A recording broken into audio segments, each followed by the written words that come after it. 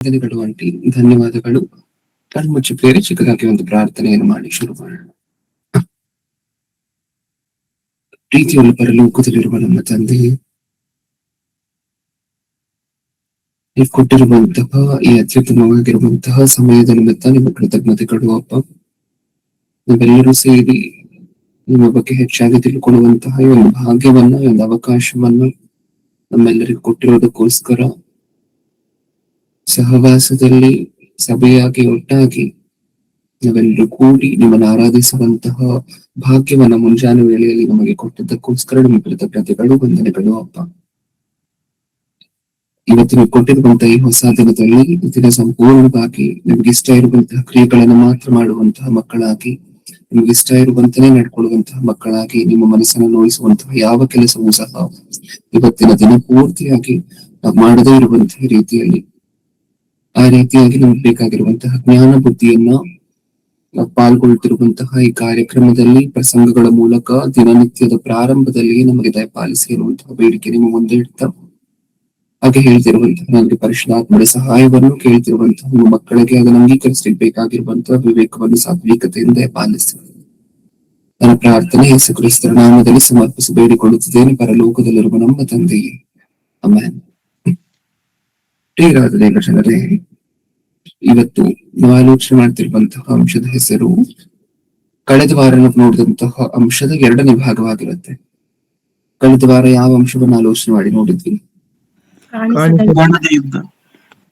ಕಾಣಿಸದೇ ಇರುವ ಯುದ್ಧ. ಓಕೆ, ಆ ಕಾಣಿಸದ ಯುದ್ಧ ಅನ್ನುವಂತಹ ಅಂಶದ ಎರಡನೇ ಭಾಗವನ್ನ ಆಲೋಚನೆ ಮಾಡಿ ನೋಡ್ತಿದ್ದೀವಿ ಇವತ್ತು. ಕಳೆದ ವಾರ ನಾವು ನೋಡಿದಂತಹ ಸಾರಾಂಶವನ್ನ ಒಂದೆರಡು ನಿಮಿಷಗಳ ಕಾಲ ಮಾತಾಡ್ಕೋಬೇಕು ಅಂತ ಹೇಳಿದ್ರೆ, ಒಂದ್ ವೇಳೆ ಯಾರಾದ್ರೂ ಬದ್ಧತೆ ಇರ್ತಾರೆ ಅವರಿಗೋಸ್ಕರ ಈ ಕಾಣಿಸದೇ ಇರುವಂತಹ ಯುದ್ಧದಲ್ಲಿ ಅಪವಾದಿಯ ಪಾತ್ರ ಏನು ಅಂತ ಹೇಳಿ ನೋಡಿದ್ವಲ್ವಾ? ಅಪವಾದಿ ಏನೇನ್ ಪಾತ್ರವನ್ನ ಪೋಷಿಸುತ್ತೆ, ಏನೇನೆಲ್ಲ ಮಾಡುತ್ತೆ ಮನುಷ್ಯ ಜೀವನದ ಜೊತೆ, ಹೇಗೆಲ್ಲ ಆಟ ಆಡುತ್ತೆ ಅನ್ನುವಂತಹದನ್ನ ನಾವು ನೋಡಿದ್ವಿ ಕಳೆದ ವಾರ. ಸುಮಾರು ರೆಫರೆನ್ಸ್ ಅನ್ನು ಸಹ ನೋಡಿದ್ವಿ. ಹಾಗೆ ಯೇಸು ಕ್ರಿಸ್ತರು, ನಮ್ಮ ರಕ್ಷಕರಾಗಿರುವಂತಹ ಯೇಸು ಕ್ರಿಸ್ತರು ಈ ಭೂಮಿಯ ಮೇಲೆ ಬಂದು ಜನಿಸ್ಬೇಕು ಅಂತ ಹೇಳಿದಾಗ ಅಪವಾದಿ ಅದನ್ನ ತಡಿಬೇಕು ಅಂತ ಹೇಳಿ ಒಬ್ಬೊಬ್ಬ ಮನುಷ್ಯನ ಮನಸ್ಸಿನಲ್ಲೂ, ಒಬ್ಬೊಬ್ಬ ಅರಸನ ಮನಸ್ಸಿನಲ್ಲೂ, ಒಬ್ಬೊಬ್ಬ ರಾಜನ ಮನಸ್ಸಿನಲ್ಲೂ ಉಂಟು ಮಾಡಿದಂತಹ ಪ್ರೇರೇಪಣೆಯನ್ನ ನೀವು ನೋಡಿದ್ರಿ. ಆ ಪ್ರೇರೇಪಣೆ ಅನ್ನುವಂತಹ ವರ್ಡ್ ತುಂಬಾ ಇಂಪಾರ್ಟೆಂಟ್ ಅಂತ ಹೇಳಿ ನಾನು ಕಳೆದ ಸಾರಿನೂ ಹೇಳಿದ್ದೆ. ಯಾಕಂದ್ರೆ ಅಪವಾದಿ ಮಾಡ್ಲಿಕ್ಕೆ ಆಗುವಂತಹದ್ದೆಲ್ಲ ಒಂದೇ ಈ ಕಾಲದಲ್ಲಿ. ಅದು ನಮ್ಮನ್ನ ಫಿಸಿಕಲ್ ಟಚ್ ಮಾಡುವಂತಹ ಅಧಿಕಾರ ತನಗಿಲ್ಲ. ಆದ್ರೆ ಏನ್ ಮಾಡಬಹುದು? ನಮ್ಮನ್ನ ಮೆಂಟಲಿ ಇನ್ಫ್ಲೂಯೆನ್ಸ್ ಮಾಡ್ಬೋದು, ಪ್ರೇರೇಪಿಸ್ಬೋದು. ನಮ್ಮ ಮನಸ್ಸನ್ನ ಇದನ್ನ ಮಾಡು, ನೀನು ಈ ಕೆಲಸವನ್ನ ನೀನ್ ಮಾಡು ಅಂತ ಹೇಳಿ ಪ್ರೇರೇಪಿಸಬಹುದು. ಕಳೆದ ಸಾರಿ ನಾವು ನೋಡಿದ್ವಲ್ವಾ? ಅಪವಾದಿಗೆ ಎಲ್ಲಿವರೆಗೂ ಅಧಿಕಾರ ಇದೆ, ಎಲ್ಲಿವರೆಗೂ ಹಕ್ಕಿದೆ ಅಂತ ಹೇಳಿದ್ರೆ ಇಲ್ಲಿವರೆಗೂ ಮಾತ್ರ ಪ್ರೇರೇಪಿಸುವಂತಹದ್ದು, ಮನಸ್ಸನ್ನ ಇನ್ಫ್ಲೂಯೆನ್ಸ್ ಮಾಡುವಂತಹದ್ದು. ಒಬ್ಬ ಮನುಷ್ಯನನ್ನ ತಾನು ಬಿಲ್ಡಿಂಗ್ ಮೇಲೆ ಕರ್ಕೊಂಡು ಹೋಗ್ಬಿಟ್ಟು ತಳ್ಳಿಬಿಡ್ಲಿಕ್ಕೆ ಆಗೋದಿಲ್ಲ, ಹೌದಲ್ವಾ? ನೀನ್ ಕೆಳಗಡೆ ಬಿದ್ದು ಸಾಯ್ಬೇಕು ಅಂತ ಹೇಳಿ ಬೆನ್ನ ಹಿಂದೆ ಕೈ ಹಾಕ್ಬಿಟ್ಟು ತಳ್ಳಿಕ್ ಆಗೋದಿಲ್ಲ, ಹೌದಾ? ತಾನೇ ಹಗ್ಗ ತಗೊಂಡು ಫ್ಯಾನ್ ಹಾಕ್ಬಿಟ್ಟು ಮನುಷ್ಯನನ್ನ ನೇಣು ಹಾಕ್ಲಿಕ್ಕೆ ಆಗೋದಿಲ್ಲ. ಒಂದ್ ವೇಳೆ ಅಧಿಕಾರ ಇದ್ದಿದ್ರೆ ಏನ್ ಮಾಡ್ತಿದ್ದ ಅಪವಾದಿ ಇಷ್ಟರವರೆಗೂ? ಏನ್ ಮಾಡ್ತಿದ್ರು? ಸರ್ವದೇವ ಮಕ್ಕಳನ್ನು ಸಾಯಿಸ್ತಾರೆ. ಯಾವ್ದಲ್ವಾ? ಎಲ್ಲರನ್ನೂ ಸಹ ಸಾಯಿಸ್ಬಿಡ್ತಿದ್ದ, ನೇಣು ಹಾಕಿ ಹಾಕಿ ಹಾಕಿ, ಅಥವಾ ಬಿಲ್ಡಿಂಗ್ ಮೇಲೆ ಕರ್ಕೊಂಡು ಹೋಗಿ ಹೋಗಿ ಹೋಗಿ ಎಲ್ಲರನ್ನೂ ತಳ್ಳಿ ತಳ್ಳಿ ಸಾಯಿಸ್ಬಿಡ್ತಿದ್ದ. ಆ ಅಧಿಕಾರ ಇಲ್ಲ ಅಪವಾದಿಗೆ. ಆದ್ರೆ ಯಾವ ಅಧಿಕಾರ ಇದೆ ಗೊತ್ತಾ? ಕಳೆದ ಸಾರಿ ನಾವು ಮಾತಾಡ್ಕೊಂಡಿದ್ವಲ್ವಾ? ನೀನ್ ಮೇಲ್ ಹೋಗು, ನೀನ್ ಕೆಳಗಡೆ ಬೀಳು ಮೇಲ್ ಹೋದ ನಂತರ ಅಂತ ಹೇಳುವಂತಹ ಅಂತ ಇನ್ಫ್ಲೂಯೆನ್ಸ್ ಮಾಡುವಂತಹ, ನಿಮ್ಮ ಮನಸ್ಸನ್ನ ಆ ರೀತಿ ಬೀಳ್ಬೇಕು ಅನ್ನೋ ತರ ಇನ್ಫ್ಲೂಯೆನ್ಸ್ ಮಾಡುವಂತಹ ಅಧಿಕಾರ ಇದೆ. ನಮ್ಗೆ ಅರ್ಥ ಆಗೋ ಭಾಷೆಯಲ್ಲಿ ಹೇಳ್ಬೇಕಾದ್ರೆ ಇದು ಬೆಸ್ಟ್ ಎಕ್ಸಾಂಪಲ್ ಅಂತ ಹೇಳಿದ್ರೆ ಯೇಸು ಕ್ರಿಸ್ತರ ಎಕ್ಸಾಂಪಲ್, ಹೌದಲ್ವಾ? ಯೇಸು ಕ್ರಿಸ್ತರನ್ನ ಮೇಲ್ ಕರ್ಕೊಂಡು ಹೋಗಿ ಏನಂತಂತೆ, ಇಲ್ಲಿಂದ ನೀನ್ ಕೆಳಗಡೆ ಬೀಳು, ಹೌದಾ? ಬೀಳು. ಯಾಕೆ ತಳ್ಬೋದಲ್ವಾ ಅಪವಾದಿ? ಆ ಅಧಿಕಾರ ಇಲ್ಲ, ಆ ಹಕ್ಕಿಲ್ಲ, ಅದಕ್ಕೆ ಆ ಒಂದು ಪವರ್ ಇಲ್ಲ. ಏನ್ ಮಾಡ್ಬೋದು ಅಂದ್ರೆ ಮನಸ್ಸನ್ನ ಇನ್ಫ್ಲೂಯೆನ್ಸ್ ಮಾಡುವಂತೆ ಈ ತರ ಟೆಂಪ್ಟ್ ಮಾಡ್ಬೋದು. ಯೇಸು ಕ್ರಿಸ್ತರಿಗೆ ಟೆಂಪ್ಟ್ ಆಯ್ತಲ್ವಾ, ಟೆಂಪ್ಟ್ ಮಾಡ್ತಲ್ವಾ? ಯೇಸು ಕ್ರಿಸ್ತರು ಟೆಂಪ್ಟೇಷನ್ ಒಳಗಾಗಿಲ್ಲ, ಅದು ಬೇರೆ ವಿಚಾರ. ಆದ್ರೆ ಟೆಂಪ್ಟೇಷನ್ ಕ್ರಿಯೇಟ್ ಮಾಡ್ತಲ್ವಾ, ಅದನ್ನ ಮಾಡುತ್ತೆ. ನೀನ್ ಬೀಳಿಕ, ನೀನ್ ಇದನ್ನ ಮಾಡಿದ್ರೆ ನಿನಗೆ ಇದು ಸಿಗುತ್ತೆ, ನೀನ್ ಇದನ್ನ ಮಾಡಿದ್ರೆ ಅದ್ ಸಿಗುತ್ತೆ. ನಾವು ಕಳೆದ ಸಾರಿ ಸಾಕಷ್ಟು ಉದಾಹರಣೆಗಳನ್ನು ಮಾತಾಡ್ಕೊಂಡಿದ್ವಿ.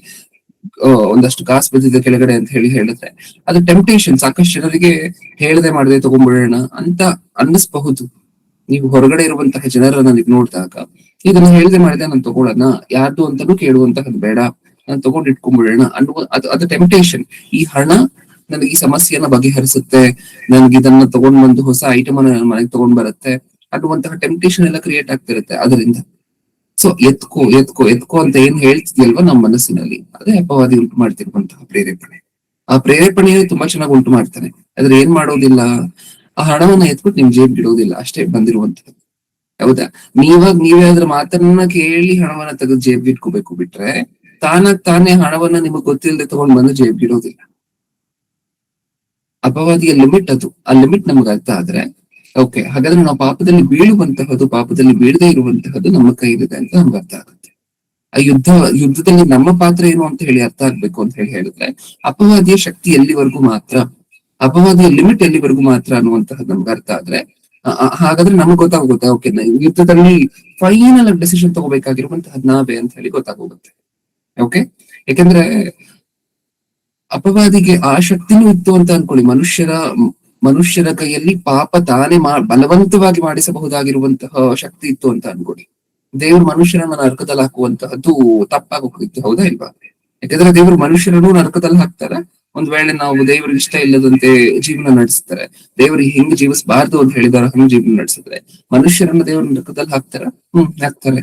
ಹಾಗಾದ್ರೆ ಅಪವಾದಿ ಒಂದ್ ವೇಳೆ ಬಲವಂತವಾಗಿ ಆ ತಪ್ಪನ್ನ ಮಾಡಿಸಿದ್ರೆ ನಮ್ಮ ಕೈಯಲ್ಲಿ, ಖಂಡಿತವಾಗ್ಲೂ ನಮ್ಮನ್ನ ನರಕ ಹಾಕುವಂತಹ ತಪ್ಪೆ. ಆದ್ರೆ ಅಪವಾದಿ ಬಲವಂತವಾಗಿ ನಮ್ ಕೈ ಹಿಡ್ಕೊಂಡು ತಗೊಂಡು ಹೋಗಿ ಆ ದುಡ್ಡನ್ನ ತೆಗೆದು ನಮ್ ಜೇಬಿಗೆ ಇಡ್ತಿಲ್ಲ, ಎತ್ಕೋ ಅಂತ ಹೇಳಿ ಹೇಳ್ತಿದ್ದಾನೆ. ಅದರ ಮಾತನ್ನ ಪ್ರತಿ ಸಾರಿ ನಾವು ಕೇಳಿ ಸೋಲ್ತಿರುವಂತಹದ್ದು ನಾವು. ಈ ಕಾಣಿಸದೇ ಇರುವಂತಹ ಯುದ್ಧದಲ್ಲಿ ಪರಿಶುದ್ಧಾತ್ಮರು ಮಾತಾಡ್ತಿದ್ದಾರೆ ನಮ್ಮ ಜೊತೆ, ದೂತರು ನಮಗ್ ಸಹಾಯ ಮಾಡ್ಲಿಕ್ಕಿದ್ದಾರೆ, ಅಪವಾದಿ ಇನ್ನೊಂದ್ ಕಡೆ ಇದೆ ತಪ್ಪಾಗಿ ಪ್ರೇರೇಪಿಸ್ಲಿಕ್ಕೆ. ಈ ಇಬ್ಬರ ವಾಯ್ಸ್ ಅಲ್ಲಿ ವಾಕ್ಯನೂ ಸಹ ನಮಗ್ ನೆನಪು ಬರ್ತದೆ. ಈ ಎರಡೂ ಇಂಟರ್ನಲ್ ವಾಯ್ಸಸ್ ಏನತಿ ಅಲ್ವಾ, ಒಂದ್ ಕಡೆ ಅಪವಾದಿ ಪ್ರೇರೇಪಿಸ್ತಿರುವಂತಹದ್ದು, ಒಂದ್ ಕಡೆ ಪರಿಶುದ್ಧಾತ್ಮರು ಮಾತಾಡ್ತಿರುವಂತಹದ್ದು ಅಥವಾ ವಾಕ್ಯ ಮಾತಾಡ್ತಿರುವಂತಹದ್ದು. ಈ ಎರಡೂ ವಾಯ್ಸ್ ಗಳಲ್ಲಿ ಕೊನೆಯಲ್ಲಿ ಯಾರ ವಾಯ್ಸ್ ಅನ್ನ ಕೇಳಿ ಅಕ್ಸೆಪ್ಟ್ ಮಾಡ್ತೀವಿ ಅದು ನಿರ್ಧರಿಸುತ್ತೆ ನಾವು ಆ ಪರೀಕ್ಷೆಯಲ್ಲಿ ಗೆದ್ವಾ ಇಲ್ವಾ ಅಂತ ಹೇಳಿ. ಹೌದಾ? ಇದಿಷ್ಟು ಸಹ ನಾವು ಕಳೆದ ವಾರ ಮಾತಾಡ್ಕೊಂಡಂತಹ ವಿಚಾರಗಳು. ಇನ್ನು ಈ ವಾರ ಮಾತಾಡ್ಕೊಳ್ಬಹುದಾಗಿರುವಂತಹ ಹೊಸ ವಿಚಾರಗಳು ಏನು? ಅಪವಾದಿ ಟೆಂಪ್ಟ್ ಮಾಡುತ್ತೆ ಮನುಷ್ಯರನ್ನ ಅಂತ ಹೇಳಿ ಇಬ್ಬರು ಮಾತಾಡ್ಕೊಂಡಿದ್ವಲ್ವಾ. ಟೆಂಪ್ಟ್ ಮಾಡುತ್ತೆ, ಪಾಪ ಮಾಡು ಅಂತ ಹೇಳಿ ಪ್ರೇರೇಪಿಸುತ್ತೆ. ಇಷ್ಟಕ್ಕೂ ಪಾಪ, ಇದು ಪಾಪ, ಇದನ್ನ ಮಾಡು ಅಂತ ಹೇಳಿದ್ರೆ ನಾವು ಮಾಡ್ತೀವ ಅದನ್ನ? ಇದು ಪಾಪ, ನೀವ್ ಇದನ್ನ ಮಾಡು ಅಂತ ಹೇಳಿದ್ರೆ ನಾವು ಮಾಡ್ತೀವ? ಖಂಡಿತವಾಗ್ಲೂ ಮಾಡುವುದಿಲ್ಲ. ಯಾಕಂದ್ರೆ ಏನ್ ಮಾಡ್ಬೇಕು, ಟೆಂಪ್ಟೇಷನ್ ನ ಕ್ರಿಯೇಟ್ ಮಾಡ್ಬೇಕು. ನಾವು ಕಳೆದ ಸಾರಿ ಇದನ್ನೇ ಇಂಡೈರೆಕ್ಟ್ ವೇ ಅಲ್ಲಿ ಮಾತಾಡ್ಕೊಂಡಿದ್ವಿ. ಅರಸರನ್ನು ಹೇಗ್ ಟೆಂಪ್ಟ್ ಮಾಡ್ತಿತ್ತು ಅಂತ ಹೇಳಿ ಮಾತಾಡ್ಕೊಂಡಿದ್ವಿ ಅಪವಾದಿ. ಯೇಸು ಕ್ರಿಸ್ತರು ಹುಟ್ಟಿದರಲ್ಲಿ ನೀನು ಹೋಗಿ ಸಾಯಿಸು, ಯಾಕೆ ಆದ್ರೆ ರಕ್ಷಕರು ಈ ಲೋಕಕ್ಕೆ ಬರಬಾರದು, ಬಂದ್ರೆ ನನ್ ತಲೆ ಜಜ್ತಾರೆ ಅಂತ ಹೇಳ್ತಿರ್ಲಿಲ್ಲ ಅಪವಾದಿ. ಹೋಗಿ ಅರಸರಿಗೆ ಏನಂತ ಹೇಳ್ತಿದ್ದ, ಅವ್ರು ಬಂದ್ರೆ ನಿನ್ನ ಸಿಂಹಾಸನಕ್ಕೆ ಕೂತಿದೆ, ಅದಕ್ಕೋಸ್ಕರ ನೀನ್ ಏನ್ ಮಾಡ್ಬೇಕು, ಹೋಗಿ ಆ ಮಕ್ಕಳನ್ನೆಲ್ಲ ಕೊಲ್ಬೇಕು. ಈ ತರ ಟೆಂಪ್ಟೇಷನ್ ಅನ್ನ ಕ್ರಿಯೇಟ್ ಮಾಡ್ತಿದ್ದ ಅಂತ ಹೇಳಿ ನಾವು ಕಳೆದ ವಾರ ನೋಡಿದ್ವಲ್ವಾ. ಓಕೆ, ಈ ಕಾಲದಲ್ಲಿ ನಾವ್ ವಾಸ ಮಾಡ್ತಿದೀವಲ್ವಾ, ಹಾಗಾದ್ರೆ ನಮ್ಗೆ ಹೇಗೆಲ್ಲ ಟೆಂಪ್ಟ್ ಮಾಡ್ಬೋದು? ಇದು ಪಾಪ, ಇದನ್ನ ಮಾಡುವುದನ್ನ ನಾವ್ ಯಾರಾದ್ರೂ ಮಾಡ್ತೀವ? ಖಂಡಿತವಾಗ್ಲೂ ಮಾಡೋದಿಲ್ಲ. ಹಾಗಾದ್ರೆ ಹೆಂಗ್ ಟೆಂಪ್ಟ್ ಮಾಡ್ಬೋದು? ಅಪವಾದಿಯ ಕುತಂತ್ರ ಅಂತ ಹೇಳಿ ಅನ್ಸುತ್ತೆ. ಸಭೆಯಲ್ಲಿ ಸಂಡೇಸ್ ಒಂದು 3 ಮೆಸೇಜ್ ಅನ್ನ ಕಂಟಿನ್ಯೂ ಮಾತಾಡ್ಕೊಂಡಿದ್ವಿ. ಅದ್ರ ನಮ್ಗೆ 2 ಎಕ್ಸಾಂಪಲ್ ಅನ್ನ ನೋಡಿದ್ವಿ. ಈ ಲೋಕದಲ್ಲಿ ನಡೆಯುವಂತಹ ಜೀವಿಗಳ ಮಧ್ಯೆ ನಡೆಯುವಂತಹ 2 ಎಕ್ಸಾಂಪಲ್ ಅನ್ನು ನೋಡಿದ್ವಿ, ಹೌದಾ? ವಿಡಿಯೋವನ್ನು ಸಹ ಹಾಕಿ ತೋರಿಸ್ತಂತಹ ನಡೀತು ಸಭೆಯಲ್ಲಿ. ಏನಾಗಿತ್ತು ಆ ವಿಡಿಯೋದಲ್ಲಿ ಇಷ್ಟಕ್ಕೂ? ನೀವೊಂದು ಮೀನು ಹಿಡಿಬೇಕು ಅಂತ ಅನ್ಕೊಳ್ಳಿ. ಏನ್ ಮಾಡ್ಬೇಕು? ಮೀನನ್ನ ಹಿಡಿಬೇಕು ಅಂತ ಹೇಳಿದ್ರೆ, ಮೀನೇ ನಾನು ನೀನನ್ನು ಹಿಡಿತೀನಿ ಬಾ ಅಂತ ಹೇಳಿದ್ರೆ ಯಾವ್ದಾದ್ರು ಮೀನ್ ಬರುತ್ತಾ ನಮ್ಮ ಹತ್ರ? ಬರೋದಿಲ್ಲ. ಏನ್ ಮಾಡ್ಬೇಕಾಗಿದ್ರೆ, ನಮಗೆ ಆಹಾರವಾಗಿರುವಂತಹ ಮೀನನ್ನ ಹಿಡಿಬೇಕಂದ್ರೆ ಏನ್ ಮಾಡ್ಬೇಕು? ಅದಕ್ಕೆ ಆಸೆ ತೋರಿಸ್ಬಿಟ್ಟು, ಹೌದಲ್ವಾ? ನಮಗೆ ಆಹಾರವಾಗಿರುವಂತಹ ಮೀನನ್ನ ನಾವು ಹಿಡ್ಕೊಬೇಕು ಅಂತ ಹೇಳಿದ್ರೆ ಅದಕ್ಕೆ ಆಹಾರವಾಗಿರುವಂತಹದ್ದನ್ನ ನೀವು ಗಾಳಕ್ಕೆ ಸಿಕ್ಕಿಸಿ ಅದನ್ನ ನೀರಲ್ಲಿ ಹಾಕ್ಬೇಕು. ನಿಜನಾ? ನಮಗೆ ಆಹಾರವಾಗಿರುವಂತಹ ಮೀನ್ ನಮಗ್ ಬೇಕು ಅಂದ್ರೆ ಆ ಮೀನಿಗೆ ಆಹಾರವಾಗಿರುವಂತಹದ್ದು ಏನು ಅಂತ ಹೇಳಿ ನೀವು ಕಂಡು ಹಿಡ್ಕೊಂಡು, ಆ ಮೀನ್ ಏನ್ ಇಷ್ಟಪಡುತ್ತೆ ಅಂತ ಹೇಳಿ ನೀವು ಕಂಡು ಹಿಡ್ಕೋಬೇಕು. ಆಮೇಲೆ ಸೊಪ್ಪಾಕಿದ್ರೆ ಬರೋದಿಲ್ಲ ಮೀನು ಅದಕ್ಕೆ, ಹೌದಾ ಇಲ್ವಾ? ನೀವು ಯಾವ್ದೋ ಒಂದು ಸೊಪ್ಪನ್ನೋ ತರಕಾರಿಯನ್ನೋ ಹಾಕ್ಬಿಟ್ಟು ಒಳಗಡೆ ಹಾಕಿದ್ರಿ ಅಂತ ಅನ್ಕೊಳ್ಳಿ, ಖಂಡಿತ ಮೀನ್ ಬರೋದಿಲ್ಲ. ಮೀನ್ ತಿನ್ನುವಂತ ಆಹಾರಗಳು ಕೆಲವು ಇರುತ್ತೆ, ಹುಳಗಳು ಅದು ಇದು, ಅಥವಾ ಬೇರೆ ಮೀಟ್ ಪೀಸಸ್ ಏನಿರುತ್ತೆ ಚಿಕ್ಕ ಚಿಕ್ಕದು, ಅದನ್ನೇನಾದ್ರೂ ಗಾಳಕ್ಕೆ ಸಿಕ್ಕಿಸಿ ಅವಾಗ ನೀವು ಅದನ್ನ ನೀರೊಳಗಡೆ ಹಾಕಿದ್ರೆ ಆಗ ಮೀನ್ ಅದನ್ನ ತಿನ್ಲಿಕ್ ಬರುತ್ತೆ, ಅವಾಗ ಕಚ್ಕೊಳ್ಳುತ್ತೆ ಅದು ನಿಮ್ಗೆ. ಹೌದಾ? ಇದು ನಿಜ ಅಂತ ಹೇಳಿ ನಮಗ್ ಗೊತ್ತಾದ್ರೆ ಆ ಮೇಲಿನ ಜಾಗದಲ್ಲಿ ನಾವಿದ್ದು ಯೋಚನೆ ಮಾಡಿ ನೋಡೋಣ. ಈಗ ಅಪವಾದಿ ಕೈಯಲ್ಲಿ ಗಾಳ ಇದೆ ಅಂತ ಅನ್ಕೊಳ್ಳಿ, ಏನನ್ನ ಹಾಕ್ತಾನೆ ಅಂತ ನಮಗೆ ಅನ್ನಿಸ್ಬಹುದು, ಏನನ್ನ ಹಾಕ್ಬೋದು ನಮ್ಮೆಲ್ಲರನ್ನು ಬೀಳಿಸ್ಲಿಕ್ಕೆ, ಬಲೆಗೆ? ಹಣದ ಆಸೆ.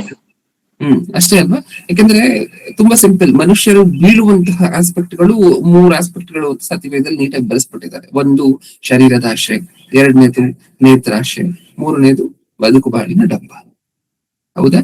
ಹಣದಾಸೆ ಅನ್ನುವಂತಹ ಈ ಬದುಕು ಬಾಳಿನ ಡಂಬದ ಕೆಳಗಡೆ ಬರುತ್ತೆ. ಇನ್ನೂ ನೀವು ಯಾಕಂದ್ರೆ 3ಅನ್ನ ಸ್ಪಷ್ಟವಾಗಿ ಸತಿವೇದಲ್ಲಿ ಏನಕ್ಕೋಸ್ಕರ ಬರ್ಸಿದ್ದಾರೆ ಅಂದ್ರೆ, ನೀವು ಉಳಿದಂತಹ ಯಾವ್ದನ್ನ ತಗೊಂಡ್ರು ಸಹ 3 ಕ್ಯಾಟಗರಿಯಲ್ಲಿ ಒಂದು ಕ್ಯಾಟಗರಿಯ ಕೆಳಗಡೆ ಬೀಳುತ್ತೆ. ನಿಜನ? ಸ್ವಲ್ಪ ಜನಕ್ಕೆ ಹಣದಾಸೆಯಲ್ಲಿ ಬೀಳ್ಸುತ್ತೆ.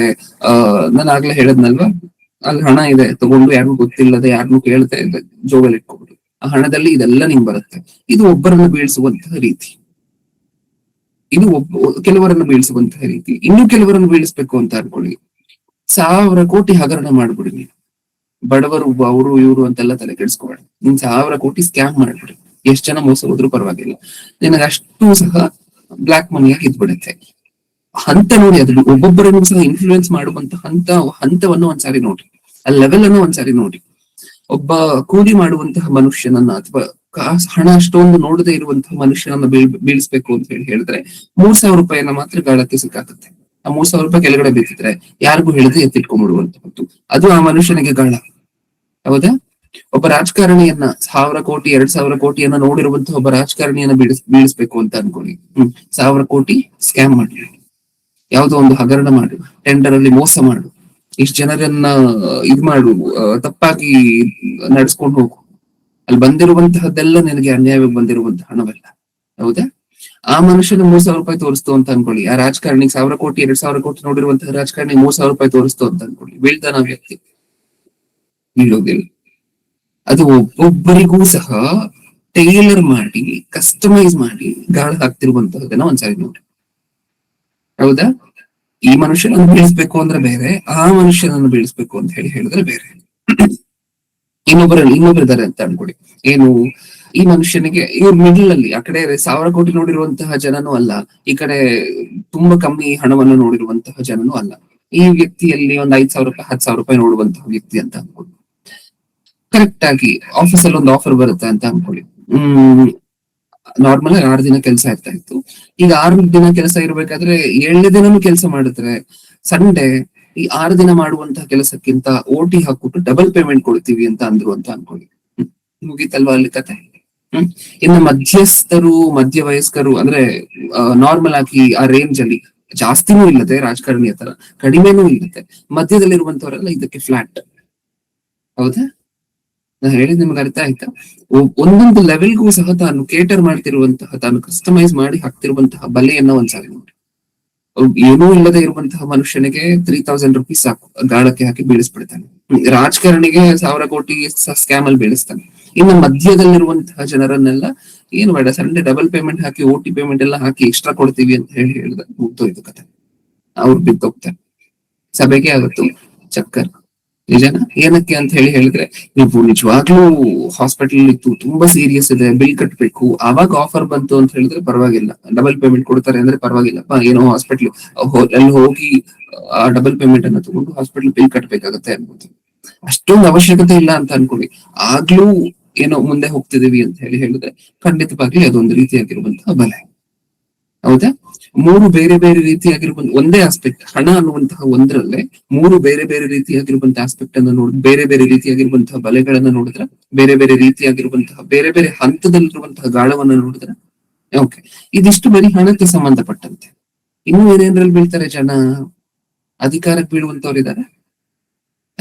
ಬೀಳುವಂತವ್ರಿದ್ದಾರೆ, ಅಧಿಕಾರದ ಆಸೆಗೆ. ಬರೀ ಹಣ ಒಂದೇ ಅಲ್ಲ ಅಲ್ವಾ ಜನ ಕೋರ್ಕೊಳ್ತಿರುವಂತಹದ್ದು, ಅಧಿಕಾರವನ್ನು ಕೋರ್ಕೊಳ್ಳುವಂತಹ ಜನ ಇದ್ದಾರೆ. ಅದಕ್ಕೆ ಯೇಸು ಕ್ರಿಸ್ತರಿಗೆ ಇವೆರಡನ್ನೂ ಸಹ ತೋರಿಸ್ತು. ಒಂದು ಆಸ್ತಿ ಸಂಪತ್ತನ್ನ ತೋರಿಸ್ತು, ಒಂದ್ ಕಡೆ ಕರ್ಕೊಂಡು ಹೋಗಿ, ಇನ್ನೊಂದ್ ಕಡೆ ಕರ್ಕೊಂಡು ಹೋಗಿ ಅಧಿಕಾರವನ್ನ ತೋರಿಸ್ತು. ಹೌದಾ? ಈ ಜನ ಎಲ್ಲ ನನ್ ಕಂಟ್ರೋಲ್ ಇದ್ದಾರೆ, ಇವ್ರನ್ನೆಲ್ಲ ನಿನ್ ಕಂಟ್ರೋಲ್ ಅಲ್ಲಿ ಕೊಟ್ಬಿಡ್ತೀನಿ. ಕಂಟ್ರೋಲ್ ಅನ್ನುವಂತಹದ್ದು ಏನನ್ನು ಸೂಚಿಸ್ತದೆ ಇಲ್ಲಿ? ಅಧಿಕಾರವನ್ನೇ ಅಲ್ವಾ? ಹೌದು. ಈ ಕಾಲದಲ್ಲಿ ಎಷ್ಟು ಜನರನ್ನ ನೋಡ್ತೀರಾ ನೀವು? ಅಧಿಕಾರಕ್ಕೋಸ್ಕರ ಇನ್ನೆಲ್ಲ ಮಾಡಿರುವಂತವ್ರು ಎಷ್ಟು ಜನರನ್ನ ನೋಡ್ತೀರಾ ಪ್ರಪಂಚದಲ್ಲಿ? ಹೌದಾ ಇಲ್ವಾ? ಅಧಿಕಾರಕ್ಕೋಸ್ಕರ ಕಿತ್ತಾಡುವಂತವ್ರನ್ನ ನೋಡಿದೀರಾ, ಜಗಳ ಮಾಡ್ಕೊಂಡಿರುವಂತವ್ರನ್ನ ನೋಡಿದೀರಾ. ಚಿಕ್ಕ ಚಿಕ್ಕ ಹಂತದಲ್ಲೂ ಅಧಿಕಾರಕ್ಕೋಸ್ಕರ ಜಗಳ ಮಾಡ್ಕೊಡುವಂತಹ ಜನ ಇದ್ದಾರೆ. ದೊಡ್ಡ ಹಂತದಲ್ಲಿ ಈಗ ನಾಗ್ಲೇ ಹೇಳಿದ ರಾಜಕಾರಣಿಗಳು ಆ ದೊಡ್ಡ ದೊಡ್ಡ ಹಂತದಲ್ಲೂ ಸಹ ಅಧಿಕಾರಕ್ಕೋಸ್ಕರ ಕೊಲೆ ಮಾಡುವಂತವ್ರು ಇದ್ದಾರೆ. ಅಧಿಕಾರಕ್ಕೋಸ್ಕರ ಇನ್ನೊಂದು ತಪ್ಪಾದ ಮಾಹಿತಿಗಳನ್ನು ಕ್ರಿಯೇಟ್ ಮಾಡುವಂತವ್ರು ಇದ್ದಾರೆ. ಜನರನ್ನ ನಂಬಿಸ್ಲಿಕ್ಕೋಸ್ಕರ ಏನ್ ಬೇಕಾದ್ರೂ ಮಾಡ್ಲಿಕ್ಕೆ ಸಿದ್ಧವಾಗಿರುವಂತವ್ರು ಇದ್ದಾರೆ. ಹೌದಾ? ಇದಿಷ್ಟು ಸಹ ದೊಡ್ಡ ದೊಡ್ಡ ಹಂತದಲ್ಲಿ ನಾವು ಇವಾಗವರೆಗೂ ಮಾತಾಡ್ಕೊಂಡಿರುವಂತಹದ್ದು ಅಧಿಕಾರಕ್ಕೋಸ್ಕರ ಜನ ಮಾಡುವಂತಹದ್ದು. ಇನ್ನು ಚಿಕ್ಕ ಚಿಕ್ಕ ಹಂತದಲ್ಲಿ ನಾನೇನಕ್ಕೋಸ್ಕರ ಇದ್ ಮಾಡ್ಬೇಕು, ಸಹಿಸ್ಕೊಬೇಕು, ಅಥವಾ ಆ ವ್ಯಕ್ತಿ ಏನು ನನ್ಗಿಂತ ದೊಡ್ಡವನ್ ಆಡ್ದಂಗ ಆಡ್ತಾನೆ. ಹೌದಾ? ಇದೆಲ್ಲ ಬಂದಿರುವಂತಹ ಸಮಸ್ಯೆಗಳು, ಮನಸ್ಸಿನಲ್ಲಿ ಹುಟ್ಟುವಂತಹ ಮನಸ್ತಾಪಗಳು. ಆ ವ್ಯಕ್ತಿ ಹೇಳಿರುವಂತಹದನ್ನ ನಾನ್ ಕೇಳ್ಬೇಕಾ, ಈ ವ್ಯಕ್ತಿ ಹೇಳಿರುವಂತಹದನ್ನ ನಾನ್ ಕೇಳ್ಬೇಕಾ? ಅಧಿಕಾರಕ್ಕೋಸ್ಕರ ಬರುವಂತಹ ಜಗಳಗಳು, ಅಧಿಕಾರಕ್ಕೋಸ್ಕರ ಬರುವಂತಹ ಮನಸ್ತಾಪಗಳು, ಗಲಭೆಗಳು ಚಿಕ್ಕ ಚಿಕ್ಕ ಹಂತದಲ್ಲೇ. ಹೌದಾ? ದೊಡ್ಡ ಹಂತದಲ್ಲೂ ಅಧಿಕಾರಕ್ಕೋಸ್ಕರ ಗಾಳ ಇದೆ ತನ್ನ ಹತ್ರ, ಚಿಕ್ಕ ಹಂತದಲ್ಲೂ ಅಧಿಕಾರಕ್ಕೋಸ್ಕರ ಗಾಳ ಇದೆ ತನ್ನ ಹತ್ರ. ನಮಗ್ ಅಧಿಕಾರ ಇಷ್ಟ ಅಂತ ಒಂದ್ ವೇಳೆ ಅಪವಾದಿ ಗೊತ್ತಾಯ್ತು ಅಂತ ಹೇಳಿದ್ರೆ, ನಮಗೆ ಅಂತಸ್ತು ಅಥವಾ ಮೇಲಿರುವಂತಹದ್ದು, ನಮ್ ಕೈ ಕೆಳಗಡೆ ಅಷ್ಟೊಂದ್ ಜನ ಇರುವಂತಹದ್ದು ಇಷ್ಟ ಅಂತ ಒಂದ್ ವೇಳೆ ಅಪವಾದಿ ಗೊತ್ತಾದ್ರೆ ನೆಕ್ಸ್ಟ್ ಆಗುವಂತಹದ್ದು ಅದೇ ಬಲೆಯ. ಹೌದಾ? ಹಣಕ್ಕೋಸ್ಕರ ಶಾಂತ್ ಕುಮಾರ್ ಅಂತ ಯಾರು ಇದ್ದೀರಾ ಅಲ್ವಾ? ಪ್ಲೀಸ್ ಮ್ಯೂಟ್ ಮಾಡ್ಕೊಳ್ಳಿ, ಡಿಸ್ಟರ್ಬೆನ್ಸ್ ಬರ್ತಿದೆ.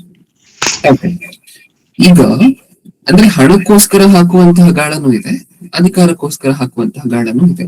ಯಾವ್ಯಾವ್ದಿದೆ ಹಿಂಗೆ ಮಾತಾಡ್ಕೊಂಡು ಹೋಗ್ತಿದ್ರೆ ನೀವು ನ್ಯೂಸ್ ಅಲ್ಲಿ ನೋಡುವಂತಹದ್ದು, ನೀವು ಸುತ್ತಮುತ್ತ ನೋಡುವಂತಹದ್ದು, ನಮಗ ಅನ್ಸುವಂತಹದ್ದು ಪ್ರತಿಯೊಂದು ಅಪವಾದಿ ಹಾಕುವಂತಹ ಗಾಳನೆ. ನಾರ್ಮಲ್ ಆಗಿ ಇದು ಪಾಪ ಇದನ್ನ ಮಾಡು ಅಂದ್ರೆ ಯಾರು ಬೀಳೋದಿಲ್ಲ ಅಲ್ವಾ? ಏನಂತ ಹೇಳ್ಬೇಕು? ನೀನ್ ಹೋಗಿ ಆ ಸೀಟಲ್ಲಿ ಕುತ್ಕೊಂಡ್ರೆ ಹೆಂಗಿರುತ್ತೆ ಗೊತ್ತಾ? ನಿಮ್ ಕೈ ಕೆಳಗಡೆ ಇಷ್ಟು ಜನ ಇದ್ರೆ ನೀವ್ ಹೇಳಿರುವಂತಹದನ್ನ ಅವರೆಲ್ಲರೂ ಕೇಳ್ತಿದ್ರೆ ಹೆಂಗಿರುತ್ತೆ ಗೊತ್ತಾ ಅಂತ ಹೇಳಿ ಆಸೆ ಹುಟ್ಟಿಸುವಂತಹದ್ದು. ಹೌದಾ? ಯಾಕಂದ್ರೆ ಹಣದಾಸೆ ಇದೆ ಅಂತ ಅನ್ಕೊಳ್ಳಿ ಒಬ್ಬ ವ್ಯಕ್ತಿಗೆ. ಈಗ ಹಣದಾಸೆ ಇರುವಂತಹ ವ್ಯಕ್ತಿಗೆ ಹಣ ಒಂದ್ ರೀತಿಯಾಗಿ ಆಹಾರವಾಗಿ ಬದಲಾಗೋಗಿರುತ್ತೆ. ಬಯೋಲಾಜಿಕಲ್ ಆಗಲ್ಲ, ಮೆಂಟಲ್ ಆಗಿ. ಹೌದಾ ಇಲ್ವಾ? ಹಣದಾಸೆ ಒಂದ್ ವೇಳೆ ಆ ವ್ಯಕ್ತಿಗಿದ್ರೆ, ಹಣ ಅನ್ನುವಂತಹದ್ದು ಆ ವ್ಯಕ್ತಿಗೆ ಒಂದ್ ರೀತಿಯಾಗಿ ಊಟವಾಗಿ ಬದಲಾಗೋಗಿರುತ್ತೆ, ಮೆಂಟಲಿ, ಮಾನಸಿಕಕ್ಕೆ ಸಂಬಂಧಪಟ್ಟಂತೆ. ಹೌದಾ? ಈಗ ಅಪವಾದಿ ಒಂದು ಆತ್ಮವನ್ನ ದೇವರಿಂದ ದೂರ ಮಾಡ್ಬೇಕು. ಈಗ ಅಪವಾದಿಗೆ ಆಹಾರ ಏನು ಅಂತ ಅನ್ಕೊಂಡಿದೀವಿ ಇಷ್ಟಕ್ಕೂ ನಾವು? ಆತ್ಮಗಳನ್ನು ದೇವರಿಂದ ದೂರ ಮಾಡುವಂತಹದ್ದು, ಎಲ್ಲರನ್ನೂ ನರಕ ಕರ್ಕೊಂಡು ಹೋಗುವಂತಹದ್ದು. ಇದು ಮಾಡಿದ್ರೆ ತನ್ನ ಹೊಟ್ಟೆ ತುಂಬದಂಗೆ. ಈಗ ತನ್ನ ಹೊಟ್ಟೆ ತಾನು ತುಂಬಿಸ್ಕೊಬೇಕು ಅಂತ ಹೇಳಿದ್ರೆ ತಾನ್ ಏನ್ ಮಾಡ್ಬೇಕು ಹೇಳಿ? ನಮಗ ಆಹಾರವಾಗಿದೆಯಲ್ವಾ ಹಣ ಅನ್ನುವಂತಹದ್ದು, ಮೆಂಟಲ್ ಆಗಿ, ಮಾನಸಿಕವಾಗಿ ಹಣ ಅನ್ನುವಂತಹದ್ದು ಆಹಾರವಾಗಿ ಹೋಗಿದೆಯಲ್ವಾ?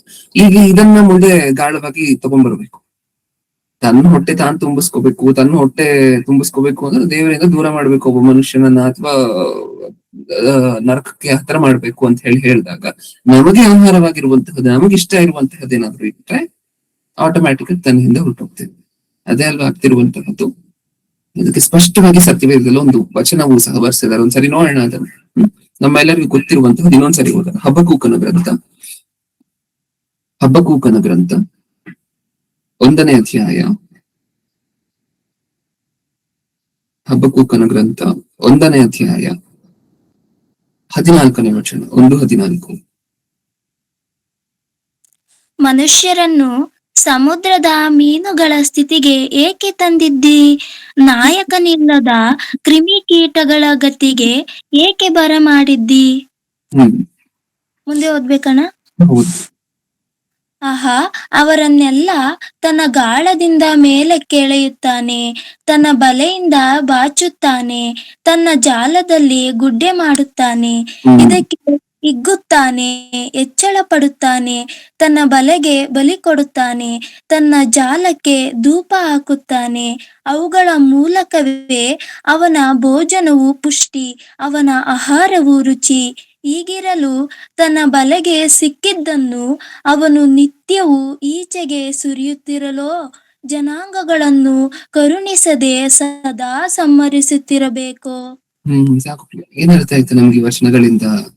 ತಾನು ಮಾಡುವಂತಹ ನೀಟಾಗಿ ಅರ್ಥ, ದೇವರು ಅದಕ್ಕೆ ಹೋಲಿಸಿರುವಂತಹದ್ದು. ತನ್ನ ಬಲೆಯಿಂದ ತಾನು ಬಾಚುತ್ತಾನೆ ಅಂತ ಏನಕ್ಕೋಸ್ಕರ ಹೇಳಿದ್ದಾರೆ ಅಂತ ಹೇಳಿದ್ರೆ, ಬಲೆ ನಾರ್ಮಲ್ ಆಗಿ ಸಿಕ್ಕೋದಿಲ್ಲ. ನಾವು ಅದಕ್ಕೆ ಅಷ್ಟು ಮಾತಾಡ್ಕೊಂಡಂತಹದ್ದು. ಬಲೆಗೆ ಮೀನುಗಳು ಬರ್ಬೇಕು ಅಂತ ಹೇಳಿದ್ರೆ, ಅಥವಾ ಹಾಕಿರುವಂತಹ ಟ್ರಾಪಿಗೆ ಒಂದು ಜಂತು ಬಂದು ಬೀಳ್ಬೇಕು ಅಂದ್ರೆ, ತನಗಿಷ್ಟ ಇರುವಂತಹದ್ದಿದ್ರೆ ಮಾತ್ರ ಆ ಸ್ಥಳಕ್ಕೆ ಬರುತ್ತೆ. ತನಗಿಷ್ಟ ಇರುವಂತಹ ಪದಾರ್ಥ ಇದ್ರೆ ಮಾತ್ರ ಮೀನು ಆ ಸ್ಥಳಕ್ಕೆ ಬರುತ್ತೆ, ಬಲೆ ಇರುವಂತಹ ಸ್ಥಳಕ್ಕೆ ಬರುತ್ತೆ. ಅದ್ ಬಂದಿದ ತಕ್ಷಣ ಎಳೆದ್ ಬಿಡ್ತೀವಿ ಬಲೆಯನ್ನು. ಹೌದಾ? ಇಲ್ಲಿ ಅಪವಾದಿ ಮಾಡ್ತಿರುವಂತಹದ್ದು ಸೇಮ್ ಅಂತೆ. ನಾವ್ ಯಾರಾದ್ರೂ ದೇವರಿಂದ ದೂರ ಆಗ್ಬೇಕು ಅಂತ ಹೇಳಿದ್ರೆ, ನಮ್ಮನ್ನ ಯಾರಾದ್ರೂ ಈ ಕಾಣಿಸದೇ ಇರುವಂತಹ ಯುದ್ಧದಲ್ಲಿ ಅಪವಾದಿ ಸೋಲಿಸ್ಬೇಕು ಅಂತ ಹೇಳಿದ್ರೆ, ಸುಮ್ಮನೆ ಪಾಪ ಮಾಡು ಅಂದ್ರೆ ಯಾರು ಮಾಡೋದಿಲ್ಲ. ಪ್ರಪಂಚದಲ್ಲಿರುವಂತಹ ಒಬ್ರು ಮಾಡ್ತಿರ್ಲಿಲ್ಲ. ಇಡೀ ಪ್ರಪಂಚದಲ್ಲಿ ಒಬ್ಬ ಪಾಪಿ ಇರ್ತಾ ಇರ್ಲಿಲ್ಲ. ಒಂದ್ ವೇಳೆ ಪಾಪ ಮಾಡು ಅಂತ ಹೇಳಿ ಅಪವಾದಿ ಬೀಳ್ಸುವಂತ ಆ ಒಂದು ಪದ್ಧತಿ ತನ್ನ ಹತ್ರ ಇದ್ದಿದ್ರೆ, ಬರೀ ಪಾಪ ಮಾಡು ಅಂತ ಒಬ್ಬ ಮನುಷ್ಯನ ಹತ್ರ ಹೇಳಿ ತನ್ನನ್ನು ಪಾಪದಲ್ಲಿ ಬೀಳ್ಸುವಂಗಿದ್ರೆ ಒಬ್ಬ ಪಾಪಿ ಇರ್ತಿರ್ಲಿಲ್ಲ ಪ್ರಪಂಚದಲ್ಲಿ. ಅಪವಾದಿ ಅದು ಮಾಡೋದಿಲ್ವಂತೆ. ಬಲೆಯನ್ನ ಹಾಕ್ತಾನೆ ಅಂತ ಹೇಳಿದ್ರೆ ಬೇಟೆಗಾರ ಪಕ್ಕ ಆ ಬೇಟೆಗೆ ಇಷ್ಟ ಇರುವಂತಹದನ್ನು ಮುಂದೆ ಇಟ್ಟಿದ್ದಾನೆ ಅಂತ ಅದರ ಅರ್ಥ. ಅದಕ್ಕೆ ಜೀವಿಯಲ್ಲಿ ಬರ್ತದೆ, ಅದಕ್ಕೋಸ್ಕರ ಮನುಷ್ಯರು ಪಾಪದಲ್ಲಿ ಬೀಳ್ತಿದ್ದಾರೆ. ಹೌದಾ? ಈ ವಚನ ಅದನ್ನೇ ಸ್ಪಷ್ಟವಾಗಿ ಹೇಳ್ತಿದ್ಯಲ್ವಾ? ಇನ್ನೊಂದ್ಸರಿ ಹೋದನ, ಆಹಾ, ಅವರನ್ನೆಲ್ಲ ತನ್ನ ಗಾಳದಿಂದ ಮೇಲಕ್ಕೆ ಎಳೆಯುತ್ತಾನೆ, ತನ್ನ ಬಲೆಯಿಂದ ಬಾಚುತ್ತಾನೆ, ತನ್ನ ಜಾಲದಲ್ಲಿ ಗುಡ್ಡೆ ಮಾಡುತ್ತಾನೆ, ಇದಕ್ಕೆ ಹಿಗ್ಗುತ್ತಾನೆ, ಹೆಚ್ಚಳ ಪಡುತ್ತಾನೆ. ಹಣ ಅನ್ನುವಂತಹ ಬಲೆಯನ್ನ ಹಾಕ್ತು ಅಂತ ಅನ್ಕೊಳ್ಳಿ. ಅದಕ್ಕೊಂದ್ 1500 ಜನ 2000 ಜನ ಬಿದ್ರು ಒಂದ್ ಏರಿಯಾದಲ್ಲೋ ಅಥವಾ ಒಂದ್ ಸ್ಥಳದಲ್ಲೋ. ಏನ್ ಮಾಡ್ತಾನಂತೆ? ಅಷ್ಟ್ ಜನ ಬಿದ್ದ ಮೇಲೆ ಹೆಚ್ಚಳ ಪಡ್ತಾನಂತೆ, ಹಿಗ್ಗುತ್ತಾನಂತೆ. ನಮ್ ಭಾಷೆಯಲ್ಲಿ ಹೇಳ್ಬೇಕು ಅಂತ ಹೇಳಿದ್ರೆ ಒಂದಷ್ಟು ಜನ ತನ್ನ ಬಲೆಗೆ ಸಿಕ್ಕಿದ ತಕ್ಷಣ ಡಾನ್ಸ್ ಮಾಡ್ತಾನೆ ಅದ್ರ ಮುಂದೆ, ಖುಷಿ ಪಡ್ತಾನೆ ಅದ್ರ ಮುಂದೆ, ಹೆಚ್ಚಳ ಪಡ್ತಾನೆ. ಕ್ಷಮಿಸಿ, ಹಬ್ಬ ಮಾಡ್ತಾನೆ ಬ್ರದರ್. ಹಬ್ಬ ಮಾಡ್ತಾನೆ. ಹೌದಾ? ಹಿಗ್ಗುತ್ತಾನೆ, ಹೆಚ್ಚಳ ಪಡುತ್ತಾನೆ, ಖುಷಿ ಪಡ್ತಾನಂತೆ. ಒಬ್ಬೊಬ್ಬರನ್ನೂ ಸಹ ತಮಗೆ ಇಷ್ಟ ಇರುವಂತಹದನ್ನ ಮುಂದೆ ತೋರಿಸಿ ತೋರಿಸಿ ತೋರಿಸಿ, ಒಬ್ರು ಹಣದ ಆಸೆಗೆ ಬಿದ್ರು, ಒಬ್ರು ಅಧಿಕಾರದ ಆಸೆಗೆ ಬಿದ್ರು, ಇನ್ನೊಬ್ರು ಹೆಣ್ಣಿನ ಆಸೆಗೆ ಬಿದ್ರು, ಇನ್ನೊಬ್ರು ಇನ್ನೊಂದ್ ಆಸೆಗೆ ಬಿದ್ರು. ಈ ತರ ಒಬ್ಬೊಬ್ರು ಒಂದೊಂದ್ ಆಸೆಗೆ ಬಿದ್ದಾಗ ದೇವರಿಂದ ದೂರ ಆದಾಗ ಒಂದಷ್ಟು ಜನ ಸಿಕ್ಕಿದ್ರು ಅಂತ ಅನ್ಕೊಳಿತಾನ ಬಲೆಗೆ. ಹಬ್ಬ ಮಾಡ್ಕೊಂತಾನಂತೆ ಅದಕ್ಕೋಸ್ಕರ ತಾನು. ಹೌದಾ? ಯಾಕಂದ್ರೆ ಅಷ್ಟು ಬಲೆಗೆ ಸಿಕ್ಕಿರುವಂತಹ ಎಲ್ಲರಿಗೂ ಸಹ ಈ ಕಾಣಿಸದೇ ಇರುವಂತಹ ಯುದ್ಧದಲ್ಲಿ ಸೋತಿ ಹೋಗಿರುವಂತವರು. ಯುದ್ಧ ಅಂತ ಇದೆಯಲ್ವಾ, ಆ ಯುದ್ಧಕ್ಕೆ ಏನೇನು ಹಿಂಗೆಲ್ಲ ಪ್ರಿಪೇರ್ ಆಗಿರಿ ಅಂತ ನಮ್ಗೆ ಹೇಳಿದಾರಲ್ವಾ ದೇವ್ರು. ಆ ಯುದ್ಧದಲ್ಲಿ ಆ ಬಲೆಗೆ ಸಿಕ್ಕಿರುವಂತಹ ಅಷ್ಟು ಜನ ಸೋತ್ ಹೋಗಿರುವಂತವರು. ಅಪವಾದಿ ತೋರಿಸಿರುವಂತಹ ಮುಂದೆ ಇತ್ತಲ್ವಾ ರುಚಿ, ನೀವು ಇಡ್ತೀರಲ್ವಾ ಇಲಿಗಳನ್ನ ಟ್ರಾಪ್ ಮಾಡ್ಲಿಕ್ಕೆ ಬೋನ್ ಇಡುವಂತವ್ರು ಇನ್ನೊಂದ್ ಸ್ವಲ್ಪ ಜನ, ಇನ್ನೊಂದನ್ನ ಟ್ರಾಪ್ ಮಾಡುವ ಬೋನ್ ಇಡುವಂತವ್ರು ಇನ್ನೊಂದ್ ಸ್ವಲ್ಪ ಜನ. ಹೌದಾ? ಆ ಬೋನ್ಗೂ ಸಹ ಏನಾದ್ರು ಇಡ್ತೀರಲ್ವಾ ನೀವು, ಇಲಿಗಿಷ್ಟ ಇರುವಂತದ್ದು ಅದನ್ನ ತಿನ್ಲಿಕ್ಕೆ ಬರುತ್ತೆ, ಟಪ್ ಅಂತ ಬೋನಲ್ಲಿ ಲಾಕ್ ಆಗೋಗುತ್ತೆ. ನಿಜನಾ? ನಮಗ್ ವಿಚಿತ್ರ ಏನು ಅಂದ್ರೆ, ಮನುಷ್ಯರಿಗೆ ಗೊತ್ತಾಗದೆ ಇರುವಂತಹ ವಿಚಾರ ಏನು ಅಂತ ಹೇಳಿದ್ರೆ, ಅಪವಾದಿನೂ ಸಹ ಬೋನ್ಗಳೇ ಇಟ್ಟಿರುವಂತಹದ್ದು ಸಾಕಷ್ಟು. ಎಲ್ರೂ ಸಹ ಬೋನಲ್ಲಿ ಹೋಗಿ ಹೋಗಿ ಹೋಗಿ ಹೋಗಿ ಹೋಗಿ ಲಾಕ್ ಹೋಗ್ತಿದ್ದೀವಿ. ನಾವಲ್ಲಿ ಹೋಗಬಾರದು. ಆ ಯುದ್ಧದಲ್ಲಿ ಅದೆಲ್ಲ ಟ್ರ್ಯಾಪ್ ಅಷ್ಟೇ, ಅಪವಾದ ಇಟ್ಟಿರುವಂತಹದ್ದು ಅಂತ ಹೇಳಿ ಗುರ್ತಿಸ್ಬೇಕು ಅಂತ ದೇವರು ಸತ್ಯವೇದದಲ್ಲಿ ಇಷ್ಟನ್ನ ಬರೆಸಿದ್ದಾರೆ. ಹಿಂಗೆ ಇದೆ, ಅಪವಾದಿ ಬಲೆಯನ್ನ ಉಡ್ತಾನೆ, ನೀವು ಹೋಗ್ಬಾರ್ದು. ಇನ್ನು ಮುಂದೆ ಏನೇನ್ ಹೇಳಿದ್ದಾರೆ? 16ನೇ ವಚನ, ತನ್ನ ಬಲೆಗೆ ಬಲಿ ಕೊಡುತ್ತಾನೆ, ತನ್ನ ಜಾಲಕ್ಕೆ ಧೂಪ ಹಾಕುತ್ತಾನೆ, ಅವುಗಳ ಮೂಲಕವೇ ಅವನ ಭೋಜನವು ಪುಷ್ಟಿ, ಅವನ ಆಹಾರವು ರುಚಿ. ನಾನು ಅದಕ್ಕೆ ಹೇಳಿದ್ದು, ಒಬ್ಬ ಆತ್ಮನನ್ನ ದೇವರಿಂದ ದೂರ ಮಾಡಿದ್ರೆ ಅಪವಾದಿ ಯಾವ ಫೀಲಿಂಗ್ ಅಂತೆ? ಅಪ್ಪ, ಇವತ್ತು ಹೊಟ್ಟೆ ತುಂಬೋಯ್ತು, ನಂಗೆ ಹಾಲು ಕುಡ್ದಷ್ಟು ಸಮಾಧಾನ ಆಯ್ತು ಅಂತ ಅಪವಾದಿ ಯಾವಾಗ ಅಂತಾನಂತೆ? ಒಂದು ಆತ್ಮ ದೇವರಿಂದ ದೂರ ಆದಾಗ. ದೇವರಿಂದ ದೂರ ಆಗುವಂತಹದ್ದು ಅಂದ್ರೆ ಒಬ್ಬರನ್ನು ಪಾಪದಲ್ಲಿ ಪಾಪದಲ್ಲಿ ಬೀಳಿಸುವಂತಹದ್ದು ಅಂದ್ರೆ ಇದೆ. ಈ ರೀತಿಯಾಗಿರುವಂತಹ ಅಪವಾದಿ ಉಂಟು ಮಾಡುವಂತಹ ಟೆಂಪ್ಟೇಷನ್ಗಳಿಗೆ ಯಾವಾಗ ನಾವು ಬಲಿ ಆಗ್ತೀವೋ ಹೊಟ್ಟೆ ತುಂಬೋಗತ್ತಂತೆ ಅಪವಾದಿಗಳು. ನಿಜನ? ಇದೆಲ್ಲ ಟೆಂಪ್ಟೇಷನ್. ಈ ಹಣದಾಸೆ ಅನ್ನುವಂಥದ್ದು ಒಂದ್ ಟೆಂಪ್ಟೇಷನ್, ಇನ್ನೊಂದು ಆಸೆ ಅನ್ನುವಂಥದ್ದು ಒಂದ್ ಟೆಂಪ್ಟೇಷನ್, ಹೆಣ್ಣಿನ ಆಸೆ ಅನ್ನುವಂಥದ್ದು ಇನ್ನೊಂದು ಟೆಂಪ್ಟೇಷನ್. ಈ ಟೆಂಪ್ಟೇಷನ್ಗಳಿಗೆ ಬಲಿ ಆಗಬಾರದು ಅಂತಾನೆ ಯೇಸುಕ್ರಿಸ್ತರ ಆ ಟೆಸ್ಟ್ ತಗೊಂಡಿದ್ದು ನಮಗ್ ತೋರಿಸ್ಲಿಕ್ಕೆ. 1ನೇ ಶತಮಾನದಲ್ಲಿ ಯೇಸುಕ್ರಿಸ್ತರನ್ನು ಸಹ ಬೆಟ್ಟದ ಮೇಲೆ, ಶಿಖರದ ಮೇಲೆಲ್ಲ, ಆಲಯದ ಮೇಲೆಲ್ಲ ಕರ್ಕೊಂಡು ಹೋಯ್ತಲ್ವಾ. ಆ ಟೆಸ್ಟ್ ಅನ್ನ ಯೇಸುಕ್ರಿಸ್ತ ಇದಕ್ಕೋಸ್ಕರ ತಗೊಂಡ್ರು ಗೊತ್ತಾ? ಇಷ್ಟಕ್ಕೂ ಅದನ್ನ ಸ್ಕಿಪ್ ಮಾಡ್ಬೋದು ಅಂದ್ರೆ ದೇವರು ಡಿಸೈಡ್ ಮಾಡಿದ್ರೆ ಅದನ್ನ ಬರ್ಸ್ತಾನೆ ಇರಲಿಲ್ಲ ಸತ್ಯವೇದದಲ್ಲಿ. ಇಲ್ಲಾಂದ್ರೆ ಆ ಟೆಸ್ಟೇ ಬರ್ತಾ ಇರಲಿಲ್ಲ ಯೇಸುಕ್ರಿಸ್ತನಿಗೆ. ಆ ಟೆಸ್ಟ್ ಅನ್ನ ಯೇಸುಕ್ರಿಸ್ತರು ಸ್ವಯಂಕೃತವಾಗಿ ಏನಕ್ಕೋಸ್ಕರ ತಗೊಂಡು ಆ ಟೆಸ್ಟ್ ಅಲ್ಲಿ ಏನೇನೆಲ್ಲ ಆಯ್ತು ಅಂತ ಹೇಳಿ ಸತ್ಯವೇದದಲ್ಲಿ ಬರ್ಸಿದ್ದಾರೆ ಗೊತ್ತದೆ ಇವ್ರು. ಇದೇ ಸಿಚುವೇಶನ್ ನಮಗೂ ಬರುವಂತಹದ್ದು. ಸೇಮ್ ಯೇಸುಕ್ರಿಸ್ತರಿಗೆ ಏನೇನ್ ತೋರಿಸ್ತು? ಯೇಸುಕ್ರಿಸ್ತರಿಗೆ ಅಧಿಕಾರದ ಆಸೆ ತೋರಿಸ್ತು, ಯೇಸುಕ್ರಿಸ್ತರಿಗೆ ಸಂಪತ್ತಿನ ಆಸೆ ತೋರಿಸ್ತು, ಸಾಕಷ್ಟು ವಿಚಾರಗಳಲ್ಲಿ ಬೇರೆ ಬೇರೆ ರೀತಿಯಾಗಿರುವಂತಹ ಪ್ರಲೋಭಗಳನ್ನು ತೋರಿಸ್ತು. ಈ ಎಲ್ಲಾ ಟೆಸ್ಟ್ಗಳಲ್ಲೂ ಸಹ ಅಪವಾದಿ ಏನೇನೆಲ್ಲ ಯಾವುದರ ರುಚಿ ತೋರಿಸಿದ್ರು ಸಹ, ಯೇಸುಕ್ರಿಸ್ತರು ಮನುಷ್ಯನ ಶರೀರದಲ್ಲಿದ್ರು ಸಹ, ಮನುಷ್ಯನಾಗೇ ಇದ್ರು ಸಹ ಆ ಸಂದರ್ಭದಲ್ಲಿ ಯಾವುದಕ್ಕೂ ಸಹ ಬೀಳಿಲ್ಲ. ಅದು ಏನಕ್ಕೋಸ್ಕರ ಬರ್ಸಿದರೆ ಸತ್ಯವೇದದಲ್ಲಿ ಅಷ್ಟೊಂದು ಡೀಟೇಲ್ ಆಗಿ ಅಂತ ಹೇಳಿದ್ರೆ, ಅದೆಷ್ಟು ಡೀಟೇಲ್ ಆಗಿದೆ ಅಂತ ಹೇಳಿದ್ರೆ, ಯೇಸುಕ್ರಿಸ್ತರು ಮತ್ತೆ ಅಪವಾದಿ ಮಧ್ಯ ನಡೆದಂತಹ ಸಂಭಾಷಣೆ ಎಷ್ಟು ಡೀಟೇಲ್ ಆಗಿದೆ ಸತ್ಯವೇದದಲ್ಲಿ ಅಂದ್ರೆ, ಅಪವಾದಿ ಯೇಸುಕ್ರಿಸ್ತರಿಗೆ ಏನ್ ಹೇಳ್ತು ಅಂತ ಬರ್ಸಿದ್ದಾರೆ, ಮತ್ತೆ ಯೇಸುಕ್ರಿಸ್ತರು ಏನ್ ರಿಪ್ಲೈ ಮಾಡಿದ್ರು ಅಂತ ಬರ್ಸಿದ್ದಾರೆ, ಮತ್ತೆ ಅಪವಾದಿ ಯೇಸುಕ್ರಿಸ್ತರನ್ನ ಎಲ್ಲಿ ಕರ್ಕೊಂಡು ಹೋಯ್ತು ಅಂತ ಬರ್ಸಿದ್ದಾರೆ, ಏನ್ ಹೇಳ್ತು ಅಂತ ಬರ್ಸಿದ್ದಾರೆ, ಯೇಸುಕ್ರಿಸ್ತರು ಏನ್ ಹೇಳಿದ್ರು, ಏನ್ ರಿಪ್ಲೈ ಮಾಡಿದ್ರು ಅದಕ್ಕೋಸ್ಕರ ಅಂತ ಬರ್ಸಿದ್ದಾರೆ. ಇಷ್ಟೊಂದು ಡೀಟೇಲ್ ಆಗಿ ಏನಕ್ಕೋಸ್ಕರ ಅನ್ಸುತ್ತೆ ನಮಗ್ ಬರ್ಸಿರುವಂತಹದ್ದು? ನಾವ್ ಗೆಲ್ಬೇಕು ಕಾಣಿಸದೇ ಇರುವಂತಹ ಯುದ್ಧದಲ್ಲಿ ಸೇಮ್ ಯುದ್ಧ ನಮಗೂ ಇದೆ, ಅದೇ ರೀತಿಯಾಗಿರುವಂತಹ ಹೋರಾಟ ನಮಗೂ ಇದೆ. ಇದ್ರಲ್ಲಿ ನಾವ್ ಗೆಲ್ಬೇಕಲ್ವಾ? ಅನ್ಫಾರ್ಚುನೇಟ್ಲಿ ಪ್ರಪಂಚದಲ್ಲಿರುವಂತಹ ಸಾಕಷ್ಟು ಜನ ಸೋತ್ ಹೋಗ್ತಿದೀವಿ, ಅದು ವಿಚಾರ. ಹೌದಾ? ಸ್ಪಷ್ಟವಾಗಿ ಹೇಳಿದ್ರು, ಮತ್ತೆ ಮತ್ತೆ ಹೇಳಿದ್ರು, ಇದೆಲ್ಲ ಅಪವಾದಿ ತೋರಿಸುವಂತಹ ಆಸೆ, ಇದೆಲ್ಲ ಅಪವಾದಿ ಮಾಡುವಂತಹ ಟೆಂಪ್ಟೇಷನ್ಗಳು. ಬರೀ ಇದೆಲ್ಲ ಬರೀ ಹಣ, ಬರೀ ಹೆಣ್ಣಿನ ಆಸೆ, ಬರೀ ಅವಾಗ್ಲೇ ಮಾತಾಡ್ಕೊಂಡ್ರು ಅಧಿಕಾರದ ಆಸೆ, ಬರೀ ಇಷ್ಟೇ ಅಲ್ಲ, ಚಿಕ್ಕ ಚಿಕ್ಕ ವಿಚಾರಗಳು ಟೆಂಪ್ಟ್ ಆಗಿ ಹೋಗ್ತೇವೆ. ರಸ್ತೆಯಲ್ಲಿ ಹೋಗ್ಬೇಕಾದ್ರೆ ಯಾರಾದ್ರೂ ಬೈದ್ರ ಇಳಿದ್ಬಿಟ್ಟು ಜಗ್ಲಕ್ ಹೋಗ್ಬಿಡು ಅಂತ ಟೆಂಪ್ಟ್. ಅದನ್ನ ನಾವ್ ಅನ್ಕೊಬೇಕಾಗಿರುವಂತಹದ್ದು ಅದೇ. ಆ ವ್ಯಕ್ತಿ ಇಳಿದ್ಬಿಟ್ಟು ಬಾಯಿಗೆ ಬಂದಂಗ್ ಬೈತಿದ್ದಾನೆ ಅಂತ ಅನ್ಕೊಳ್ಳಿ, ನಿಮ್ ತಪ್ಪೇ ಇಲ್ಲ ಅಂತ ಅನ್ಕೊಳ್ಳಿ. ಆದ್ರೂ ಆ ವ್ಯಕ್ತಿ ಇಳಿದ್ಬಿಟ್ಟು ನಿಮ್ಮನ್ನೇ ಬೈತಿದ್ದಾನೆ ಅಂತ ಅನ್ಕೊಳ್ಳಿ ರಸ್ತೆಯಲ್ಲಿ. ಅವಾಗ ನಾವ್ ಯೋಚನೆ ಮಾಡ್ಬೇಕಾಗಿರುವಂತಹದ್ದು ಒಂದೇ, ಓಕೆ ಅಪವಾದಿ ಹಾಕಿದ್ರೆ ಹಿಂಗ್ ಟೆಂಪ್ಟ್ ಮಾಡ್ತಿದೆ, ನನ್ ಜಗಳಕ್ಕೆ ಇಳಿಬೇಕು ಅಂತ ಹೇಳಿ ಟೆಂಪ್ಟ್ ಮಾಡ್ತಿದೆ, ನನ್ ಬಾಯಲ್ಲೂ ಸಹ ಕೆಟ್ಟ ಮಾತು ಬರ್ಬೇಕು ಅಂತ ಹೇಳಿ ಟೆಂಪ್ಟ್ ಮಾಡ್ತಿದೆ, ನಾನು ಸಹ ಜೋರಾಗಿ ಕಿರ್ಚಾಡ್ಬೇಕು ಆ ವ್ಯಕ್ತಿ ಮೇಲೆ ಅಂತ ಹೇಳಿ ಟೆಂಪ್ಟ್ ಮಾಡ್ತಿದೆ. ನಾನೇನ್ ಮಾಡ್ಬೇಕು? ನಾನ್ ಟೆಂಪ್ಟ್ ಆದೆ ಅಂತ ಅನ್ಕೊಳ್ಳಿ, ಅವಾಗ ಏನಾಗತ್ತೆ? ಅಪವಾದಿ ಗೆಲ್ತಾನೆ. As simple as that. ಹೌದಾ? ನಾನ್ ಟೆಂಪ್ಟ್ ಆಗಿಲ್ಲ ಅಂತ ಅನ್ಕೊಳ್ಳಿ, ಆ ಸಮಯದಲ್ಲೂ ಸಹ ಅವಾಗ ಯಾರು ಗೆಲ್ತಾರೆ? ದೇವ್ರು ಗೆಲ್ತಾರೆ. ನಾನು ನನ್ನ ಪರವಾಗಿರುವಂತಹ ದೇವ್ರು ಗೆಲ್ತಾರೆ ಅಷ್ಟೇ. ನಾವು ಮಧ್ಯದಲ್ಲಿ ಒಂದು ರೀತಿಯಾಗಿರುವಂತಹ ಮಿಡಲ್ ಮ್ಯಾನ್ ಆಗಿ ಯುದ್ಧದಲ್ಲಿ ಪಾಲ್ಗೊಳ್ತಿದ್ದೀವಿ ಸೈನಿಕರಾಗಿ. ನಾವು ಆ ಸಮಯದಲ್ಲಿ ಏನ್ ಮಾಡ್ತೀವಿ ಅನ್ನುವಂಥದ್ದು ಇಂಪಾರ್ಟೆಂಟ್. ಈಗ ಟೆಂಪ್ಟ್ ಆಗಿ ಹೋಗ್ತೀವ, ಇಮಿಡಿಯೇಟ್ ಆಗಿ ಅಪವಾದಿ ತೋರಿಸ್ತಿರುವಂತ ಆಸೆಗೆ ಬಲಿಯಾಗಿ ಹೋಗ್ತೀವ. ಇನ್ನೊಂದಷ್ಟು ವರ್ಷಗಳನ್ನು ನೋಡೋಣ ಸತ್ಯವೇದದಿಂದ. ಮತ್ತಾಯನು ಬರೆದ ಸುವಾರ್ತೆ 4ನೇ ಅಧ್ಯಾಯ. ಯೇಸು ಕ್ರಿಸ್ತರ ಸಂದರ್ಭವನ್ನ ಒಂದ್ಸಾರಿ ಇವಾಗವರೆಗೂ ನಾವು ಮಾತಾಡ್ಕೊಂಡ್ರು, ಅದನ್ನ ಒಂದ್ಸರಿ ಸ್ವಯಂಕೃತವಾಗಿ ಸತ್ಯವೇದದಲ್ಲಿ ಓದಿ ಮುಂದೆ ಹೋಗೋಣ. ಮತ್ತಾಯನು ಬರೆದ ಸುವಾರ್ತೆ 4ನೇ ಅಧ್ಯಾಯ 8ನೇ ವಚನದಿಂದ. ಬಳಿಕ ಸೈತಾನನು ಆತನನ್ನು ಬಹಳ ಎತ್ತರವಾದ ಬೆಟ್ಟಕ್ಕೆ ಕರಕೊಂಡು ಹೋಗಿ ಪ್ರಪಂಚದ ಎಲ್ಲಾ ರಾಜ್ಯಗಳನ್ನು ಅವುಗಳ ವೈಭವವನ್ನು ಆತನಿಗೆ ತೋರಿಸಿ, ನೀನು ನನಗೆ ಸಾಷ್ಟಾಂಗ ನಮಸ್ಕಾರ ಮಾಡಿದರೆ ಇವುಗಳನ್ನೆಲ್ಲಾ ನಿನಗೆ ಕೊಡುವೆನು ಅಂದನು. ಯೇಸು ಅವನಿಗೆ, ಸೈತಾನನೇ, ನೀನು ತೊಲಗಿ ಹೋಗು, ನಿನ್ನ ದೇವರಾಗಿರುವ ಕರ್ತನಿಗೆ ಅಡ್ಡಬಿದ್ದು ಆತನೊಬ್ಬನನ್ನೇ ಆರಾಧಿಸಬೇಕು ಎಂಬುದಾಗಿ ಬರೆದದೆ ಎಂದು ಹೇಳಿದನು. ಆಗ ಸೈತಾನನು ಆತನನ್ನು ಬಿಟ್ಟನು ಮತ್ತು ದೇವದೂತರು ಬಂದು ಆತನಿಗೆ ಉಪಚಾರ ಮಾಡಿದರು. ಹೌದಲ್ವಾ? ಮೇಲಿಂದಲೂ ಸಹ ಓದಿದ್ರೆ ಇನ್ನೊಂದು ಪರೀಕ್ಷೆಯು ಸಹ ನಿಮ್ ಕಣ್ಣು ಕಾಣಿಸುತ್ತೆ. ಆದ್ರೆ 8ನೇ ವಚನ ಸಮಯವನ್ನು ದೃಷ್ಟಿ ಇಟ್ಕೊಂಡು 8ನೇ ವಚನ ಇನ್ನೊಂದ್ಸರಿ ಓದಿದಾಗ ಅಲ್ಲಿ ಏನ್ ಕಾಣಿಸುತ್ತೆ ನಮಗೆ? ಬಳಿಕ ಸೈತಾನನು ಆತನನ್ನು ಬಹಳ ಎತ್ತರವಾದ ಬೆಟ್ಟಕ್ಕೆ ಕರ್ಕೊಂಡು ಹೋಗಿ ಪ್ರಪಂಚದ ಎಲ್ಲಾ ರಾಜ್ಯಗಳನ್ನು ಅವುಗಳ ವೈಭವವನ್ನು ಆತನಿಗೆ ತೋರಿಸಿ, ನೀವು ನನಗೆ ಸಾಷ್ಟಾಂಗ ನಮಸ್ಕಾರ ಮಾಡಿದರೆ, ಅಲ್ಲಿ ಅಲ್ಲಿ ಆಫರ್ ಅನ್ನ ದಯವಿಟ್ಟು ಗಮನ ಕೊಟ್ಟು ನೋಡ್ಕೊಳ್ಳಿ. ಏನೇನ್ ಕೊಡ್ತೀನಿ ಅಂತ ಹೇಳ್ತಿದ್ಯಂತೆ? ಎಲ್ಲಾ ರಾಜ್ಯಗಳನ್ನು ಅವುಗಳ ವೈಭವವನ್ನು ಆತನಿಗೆ ತೋರಿಸಿ. ಎಲ್ಲಾ ರಾಜ್ಯಗಳು, ವೈಭವ, ಇದ್ರಲ್ಲಿ ಅಧಿಕಾರನು ಇನ್ವಾಲ್ವ್ ಆಗಿದೆ, ಸಂಪತ್ತು ಇನ್ವಾಲ್ವ್ ಆಗಿದೆ. ಇಷ್ಟನ್ನು ಸಹ ನೀನು ಕೊಡ್ತೀನಿ. ಯೇಸು ಕ್ರಿಸ್ತರು ಏನಂತಿದ್ದಾರೆ? ನಮ್ಗೆ ಹೇಳಿದ್ರೆ ಈ ಮಾತನ್ನ ಏನ್ ಮಾಡ್ತಿದ್ವಿ? ಅಪವಾದಿ ಆದ್ರೆ ನೆಗೋಷಿಯೇಷನ್ ಇಳಿದ್ಬಿಡ್ತಾ ಇದ್ವಿ, ಹೌದಾ ಇಲ್ವಾ? ಬಾರ್ಗೇನ್ ಮಾಡ್ಲಿಕ್ಕೆ ಶುರು ಮಾಡ್ತಿದ್ವಿ. ಬರೀ ವೈಭವ ಕೊಟ್ರೆ ಸಾಕಾಗತ್ತ? ಬರೀ ರಾಜ್ಯಗಳನ್ನ ಕೊಟ್ರೆ ಸಾಕಾಗತ್ತ? ಇನ್ನೂ ಏನಾದ್ರು ಕೊಡು ಅಂತ ಹೇಳಿ, ಅಥವಾ ಇನ್ನೊಂದನ್ನ ಕೊಡು, ಇದನ್ನ ಕೊಟ್ಬಿಡು, ನಿನಗ್ ನಮಸ್ಕಾರ ಮಾಡ್ಬಿಡ್ತೀನಿ. ಇದು ನಾವ್ ಮಾಡುವಂತಹ ರೀತಿ. ನೆಗೋಸಿಯೇಷನ್ ಮಾಡ್ತಿದ್ವಿ ಅಪವಾದಿ ಹತ್ರ, ಹೌದಾ ಇಲ್ವಾ? ಯೇಸು ಕ್ರಿಸ್ತರ ಅದನ್ನ ಹೇಳ್ತಿಲ್ಲ, ತೊಲಗಿ ಹೋಗು. ಹೌದಾ? ಅದೇ ಮಾತಲ್ವಾ ನಾವು ಕಾಣಿಸ್ತಿರುವಂತಹದ್ದು. ಯೇಸು ಅವನಿಗೆ, ಸೈತಾನನೇ, ನೀನು ತೊಲಗಿ ಹೋಗು, ನೀನು ದೇವರಾಗಿರುವ ಕರ್ತನಿಗೆ ಅಡ್ಡಬಿದ್ದು ಆತನೊಬ್ಬನನ್ನೇ ಆರಾಧಿಸಬೇಕು ಎಂಬುದಾಗಿ ಬರೆದದೆ ಎಂದು ಹೇಳಿದನು. ಆಗ ಸೈತಾನನು ಆತನನ್ನು ಬಿಟ್ಟನು ಮತ್ತು ದೇವದೂತರು ಬಂದು ಆತನಿಗೆ ಉಪಚಾರ ಮಾಡಿದರು.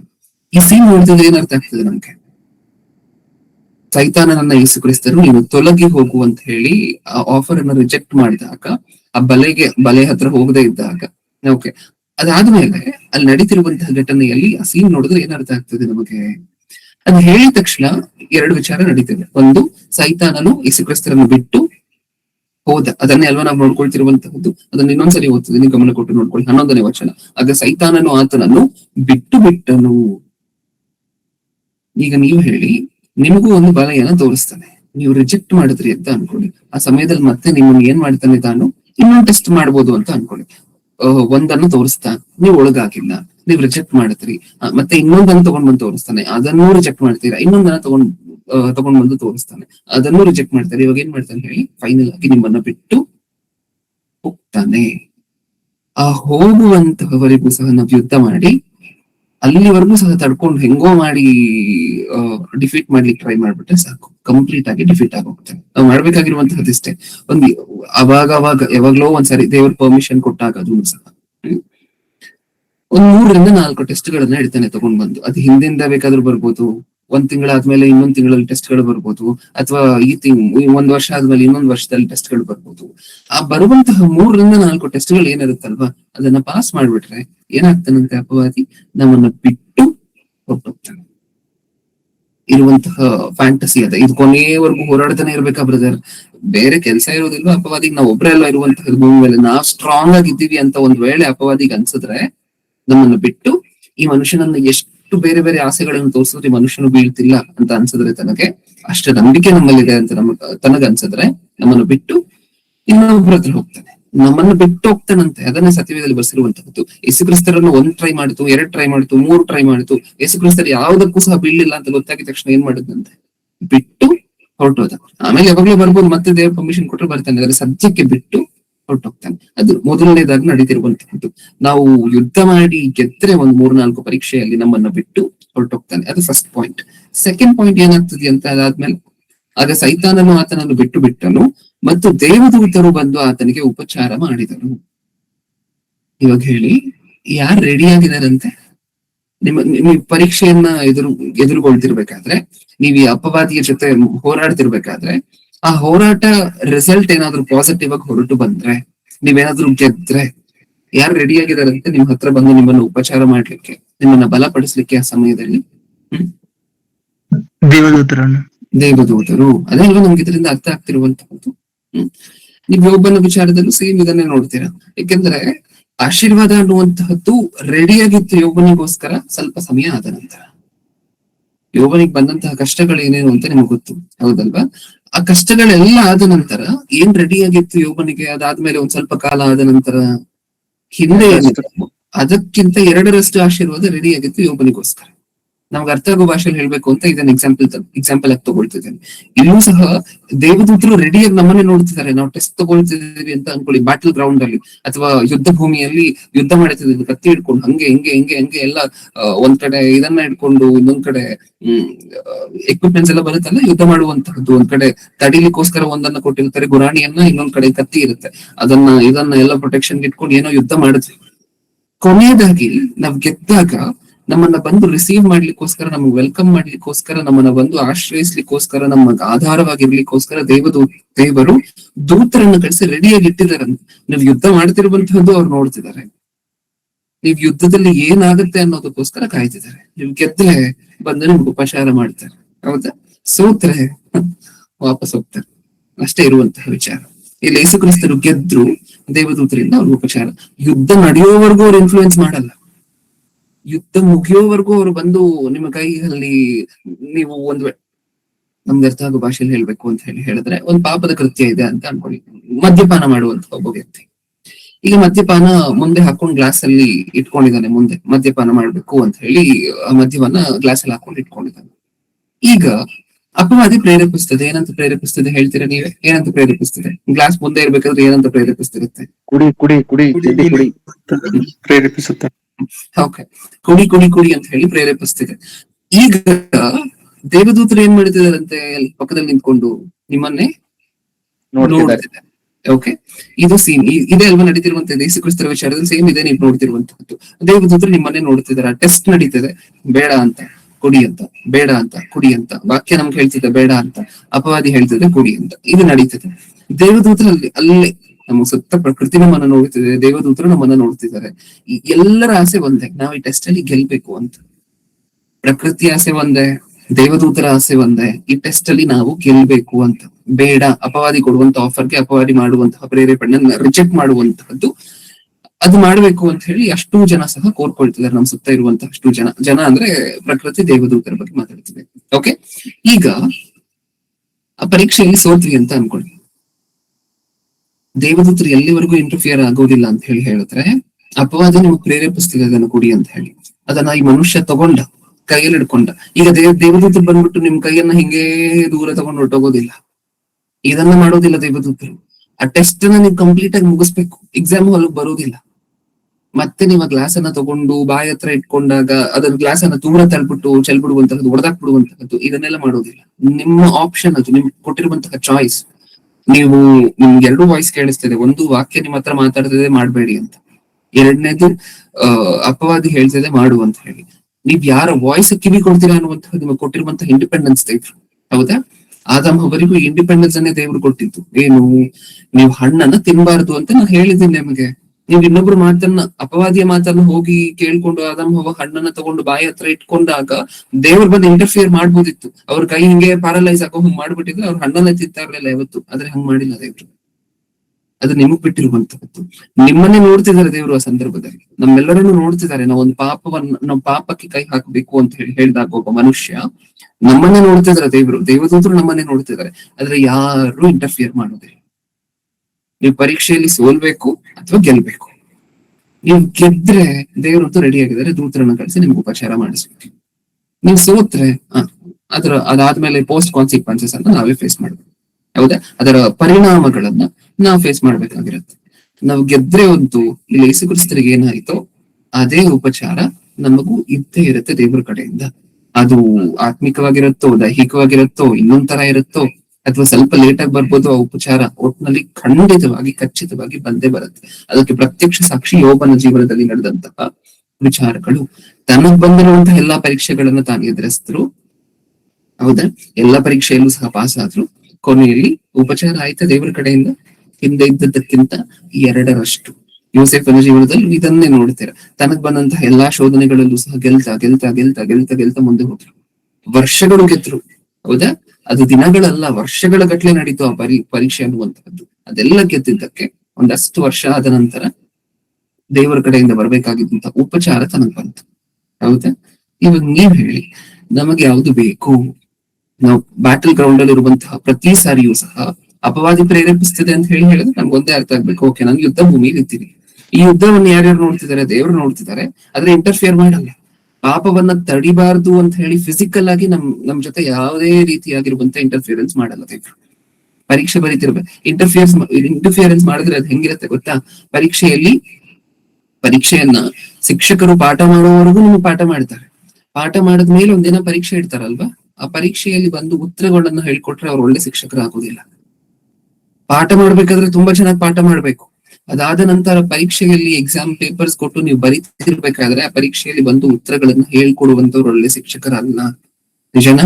ನೀವು ಪರೀಕ್ಷೆ ಬರೆಯೋವರೆಗೂ ನೋಡ್ತಿರ್ಬೋದು ನಿಮ್ಮ ಪೇಪರ್ ಅನ್ನ, ನೀವು ಕರೆಕ್ಟ್ ಆಗಿ ಬರೀತಿರೋ ನೋಡ್ತಿರ್ಬೋದು, ನೀವು ತಪ್ಪಾಗಿ ಬರೀತಿರೋ ನೋಡ್ತಿರ್ಬೋದು. ಕೊನೆಯಲ್ಲಿ ಆ ಪೇಪರ್ ಅನ್ನ ತಗೊಂಡು ಆಮೇಲೆ ಅದಾದ ನಂತರನೇ ರಿಸಲ್ಟ್ ಅದು ಇದು ಎಲ್ಲ. ಅಲ್ಲಿ ಒಂದು ಎಕ್ಸಾಮ್ ಹಾಲ್ ಅಲ್ಲಿ ಯಾವುದೇ ರೀತಿಯಾಗಿ ನಿಮಗೆ ಇನ್ಫ್ಲೂಯೆನ್ಸ್ ಮಾಡೋ ಹಂಗಿಲ್ಲ. ಅವ್ರು ಇನ್ಫ್ಲೂಯೆನ್ಸ್ ಮಾಡಿದ್ರೆ ಒಳ್ಳೆ ಶಿಕ್ಷಕರಲ್ಲ. ಅದೇ ಕೆಲಸವನ್ನು ದೇವ್ರು ಮಾಡ್ತಿದ್ದಾರೆ.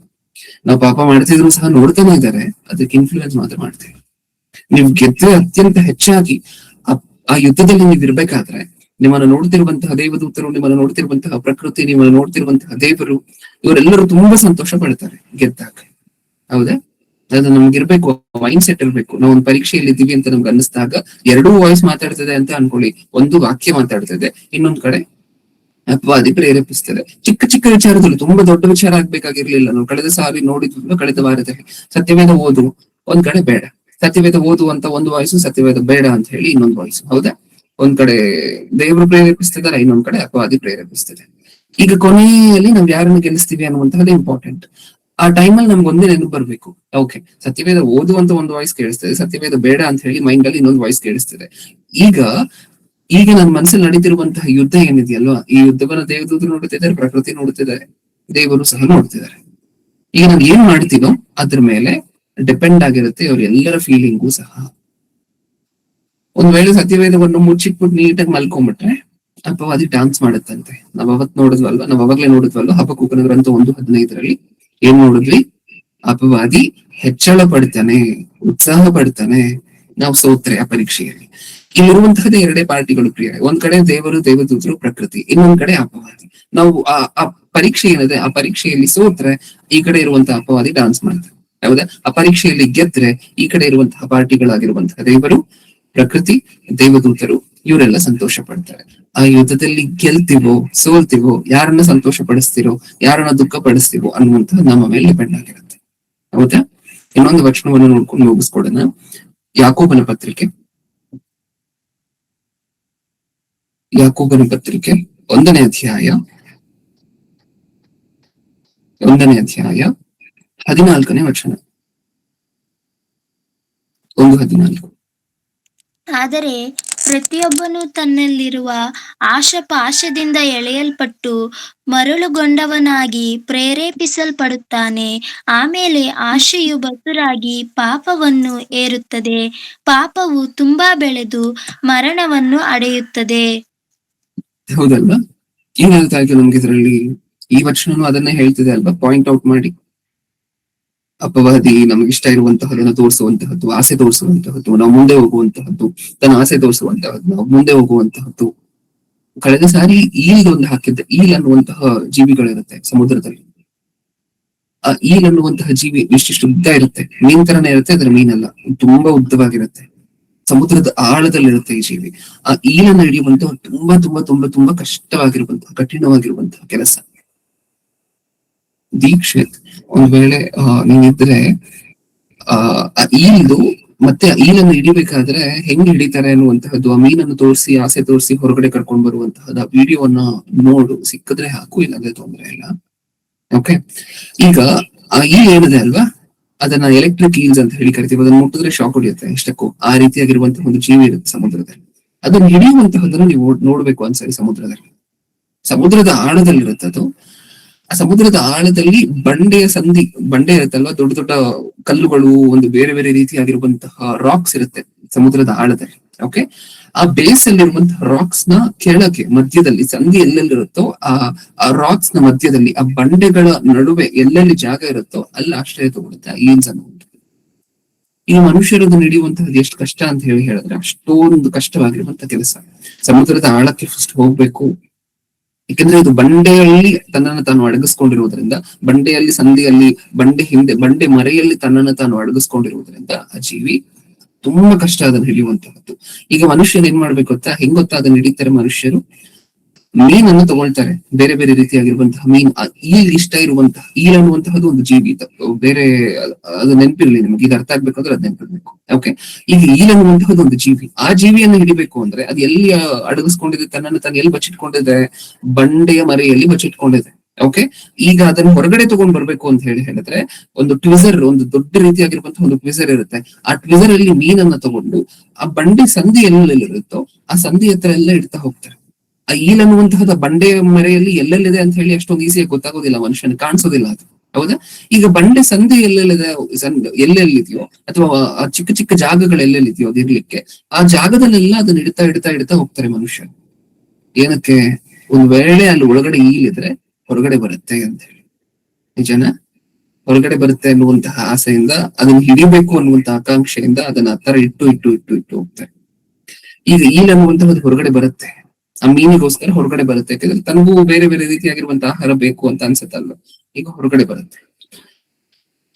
ಒಂದು ವೇಳೆ ಆ ಈಲ್ ಅನ್ನುವಂತಹದ್ದು ಆ ಮುಂದೆ ಇರುವಂತಹ ಮೀನನ್ನು ನೋಡಿ ನನ್ಗೆ ಆಹಾರ ಸಿಕ್ತು ಅಂತ ಅನ್ಕೊಂಡ್ ಹೊರಗಡೆ ಬಂದ್ರೆ, ತುಂಬಾ ಹೊರಗಡೆ ಬಂದ್ರೆ ಪಟ್ ಅಂತ ಹಿಡ್ಕೊಂಡ್ಬಿಡ್ತಾರೆ. ಅದು ಹುಷಾರಾಗಿ ಇಲ್ಲ ಇದು ಟ್ರ್ಯಾಪ್ ಅಂತ ಅನ್ಕೊಂಡ್ ಒಳಗಡೆ ಹೋದ್ರೆ ಮತ್ತೆ ಹೋಗಿ ಬಂಡೆಯ ಮರೆಯಲ್ಲಿ ತನ್ನನ್ನು ತಾನು ಆಶ್ರಯಿಸ್ಕೊಂಡ್ರೆ ತಾನು ಬದುಕೊಡುತ್ತೆ. ಹೌದಾ? ಈ ಬಂಡೆಯ ಮರೆ ಅಂದ ತಕ್ಷಣ ಏನ್ ಅರ್ಥ ಆಗ್ತದೆ ನಿಮಗೆ? ನಮ್ಗೆ ಯಾರು ಬಂಡೆ ಆಶ್ರಯ, ದುರ್ಗ ಎಲ್ಲ ಯಾರು? ದೇವರು, ವಾಕ್ಯ. ಹೌದಲ್ವಾ? ಇದನ್ನ ಬಿಟ್ಟು ಯಾವಾಗ ಹೊರಗಡೆ ಬರ್ತೀವೋ ತಗ್ಲಾಕೊಂಡ್ಬಿಡ್ತೀವಿ ಅಪವಾದಿ ಕೈಯಲ್ಲಿ.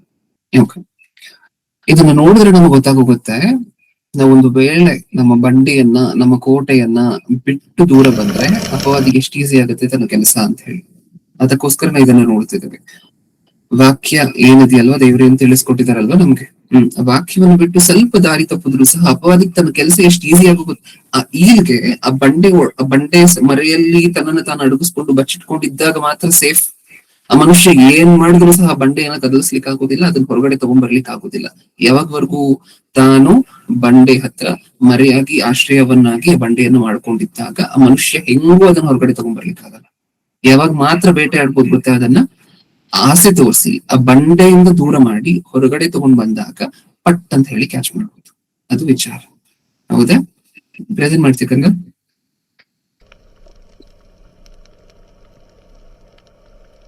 ಅದನ್ನೊಂದ್ಸರಿ ಗಮನ ಕೊಟ್ಟು ನೋಡಿ ಎಲ್ರು ಸಹ.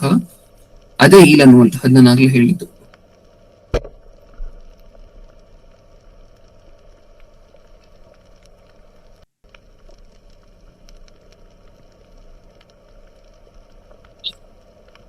ನೋಡಿ, ಅದು ತೋರಿಸ್ತಿರುವಂತಹ ಚಿಕ್ಕ ಮೀನನ್ನ ತೋರಿಸ್ತಿದ್ದಾರೆ ಅದಕ್ಕೆ. ಹೇಳ್ಕೊಂಡ್ರಿ. ಹೌದಾ? ನೋಡಿ, ಆ ಬಂಡೆಗಳು ಕಾಣಿಸ್ತಿದೆಯಲ್ವಾ, ಕಲ್ಲುಗಳು, ಆ ಕಲ್ಲುಗಳು ಒಳಗಡೆ ಕಲ್ಲುಗಳ ಮರೆಯಲ್ಲಿರುತ್ತೆ. ಅದು ಕಲ್ಲುಗಳ ಮರೆಯಲ್ಲಿರೋವರೆಗೂ ಅದನ್ನ ಯಾರು ಏನು ಮಾಡ್ಲಿಕ್ಕೆ ಆಗೋದಿಲ್ಲ.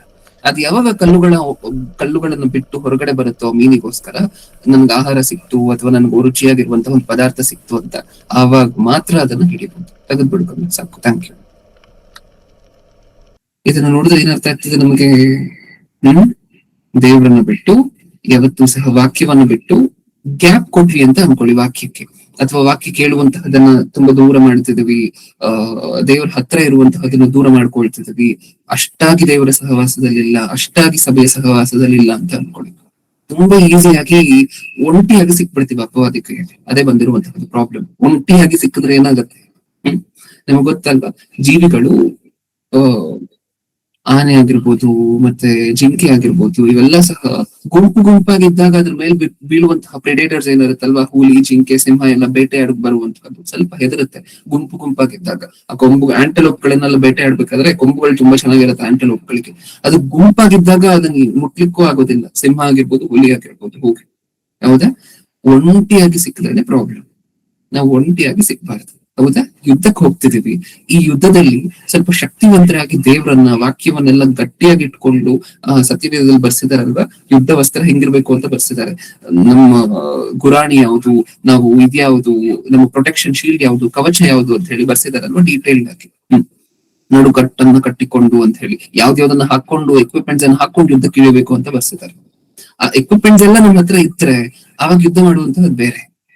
ರಾ ಆಗಿ ಯಾವ ಎಕ್ವಿಪ್ಮೆಂಟ್ಸ್ ಹಾಕೊಂಡಿಲ್ಲ, ಯುದ್ಧಕ್ಕೆ ಹೋಗ್ಬೇಕಾದ್ರೆ ಯಾವ ಎಕ್ವಿಪ್ಮೆಂಟು ಇಲ್ಲ, ತಲೆಗೆ ಇದಿಲ್ಲ, ಮತ್ತೆ ಗುರಾಣಿ ಇಲ್ಲ, ಇದಿಲ್ಲ, ಕವಚ ಇಲ್ಲ, ಏನು ಇಲ್ಲ, ಹಂಗೆ ಹೊರಟೋಗಿದೀವಿ ಅಂತ ಅನ್ಕೊಳ್ಳಿ.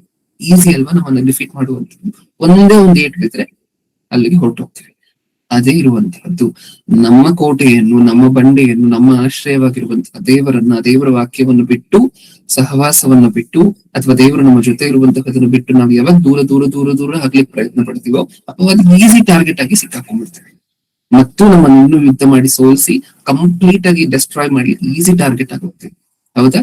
ಅದಕ್ಕೆ ಸದಾಕಾಲ ವಾಕ್ಯದ ಹತ್ರ ಇದ್ದು ಏನು ಬೇಡ, ಒಂದು ವಾರ ನೀವು ವಾಕ್ಯ ಕೇಳುವಂತಹದನ್ನ ಬಿಟ್ರೆ, ಒಂದು ತಿಂಗಳು ನೀವು ವಾಕ್ಯ ಕೇಳುವಂತಹದನ್ನ ಬಿಟ್ರೆ ಟಾರ್ಗೆಟ್ ಆಗ್ತೀವಿ ಅಪವಾದಿಗೆ. ಯಾಕಂದ್ರೆ ಅಷ್ಟೊಂದು ವೀಕ್ ಆಗಿರ್ತೀವಿ ಆತ್ಮಕ್ಕೆ ಸಂಬಂಧಪಟ್ಟಂತೆ. ಈಸಿಯಾಗಿ ಬೀಳಿಸ್ಬೋದಲ್ವಾ? ಈಸಿಯಾಗಿ ಯಾವ್ದ್ರಲ್ಲಿ ಬೇಕಾದ್ರೆ ಅದ್ರಲ್ಲಿ ಕರ್ಕೊಂಡು ಹೊರಟೋಗ್ಬಿಡ್ಬೋದಲ್ವಾ? ಅದೇ ಇರುವಂತದ್ದು. ಸೊ ಬಂಡೆ ಹತ್ರ ಗಟ್ಟಿಯಾಗಿ ಬಂಡೆಯನ್ನ ಆಶ್ರಯಿಸಿಕೊಂಡು, ನಮ್ಮ ದೇವರಾಗಿರುವಂತಹ ಕರ್ತರು ಸರ್ವಶಕ್ತರನ್ನ ಆಶ್ರಯಿಸಿಕೊಂಡು ಅವರ ಮರೆಯಲ್ಲಿರುವಂತಹದ್ದು ಶ್ರೇಷ್ಠವಾಗಿರುವಂತಹದ್ದು. ಹೌದಾ? ನೀವು ಯಾವಾಗವರೆಗೂ ಅವ್ರ ಮರೆಯಲ್ಲಿ ಇರ್ತಿರೋ ಅವಾಗವರೆಗೂ ಯಾವ ಶಕ್ತಿಯು ಸಹ ನಿಮ್ಮನ್ನ ಮುಟ್ಲಿಕ್ಕಾಗೋದಿಲ್ಲ, ನಿಮ್ಮನ್ನ ಸೋಲಿಸ್ಲಿಕ್ಕಾಗೋದಿಲ್ಲ. ಅದನ್ನ ಬಿಟ್ಟು ಯಾವಾಗ ಆಸೆಗಳು, ಅಲ್ಲಿ ತೋರಿಸಿದ್ರಲ್ವಾ, ಆ ಮೀನ್ ಇಡ್ತಾ ಯಾವ ಸಂದಿಲಿರುತ್ತೆ ಅಂತ ಗೊತ್ತಿಲ್ಲ, ಈಲ್ ಅನ್ನುವಂತಹದ್ದು ಅದ್ರ ಹಿಂಗೆ ಇಟ್ಕೊಂಡ್ ಬರ್ತಾ ಇರ್ತಾರೆ. ಯಾವ್ದಾದ್ರು ಸಂದಿಲಿದ್ರೆ ಹೊರಗಡೆ ಬರುತ್ತೇನೋ ಅಂತ. ನಿಜನಾ? ಅದು ಹೊರಗಡೆ ಬಂದಿದ್ದ ದಿನ ಅದು ಸಿಕ್ಕಾಕೊಳ್ಳುವಂತಹದ್ದು ಖಚಿತ. ಅದಕ್ಕೆ ಪ್ರೊಟೆಕ್ಷನ್ ಅನ್ನುವಂತಹದ್ದು ಇಲ್ಲ.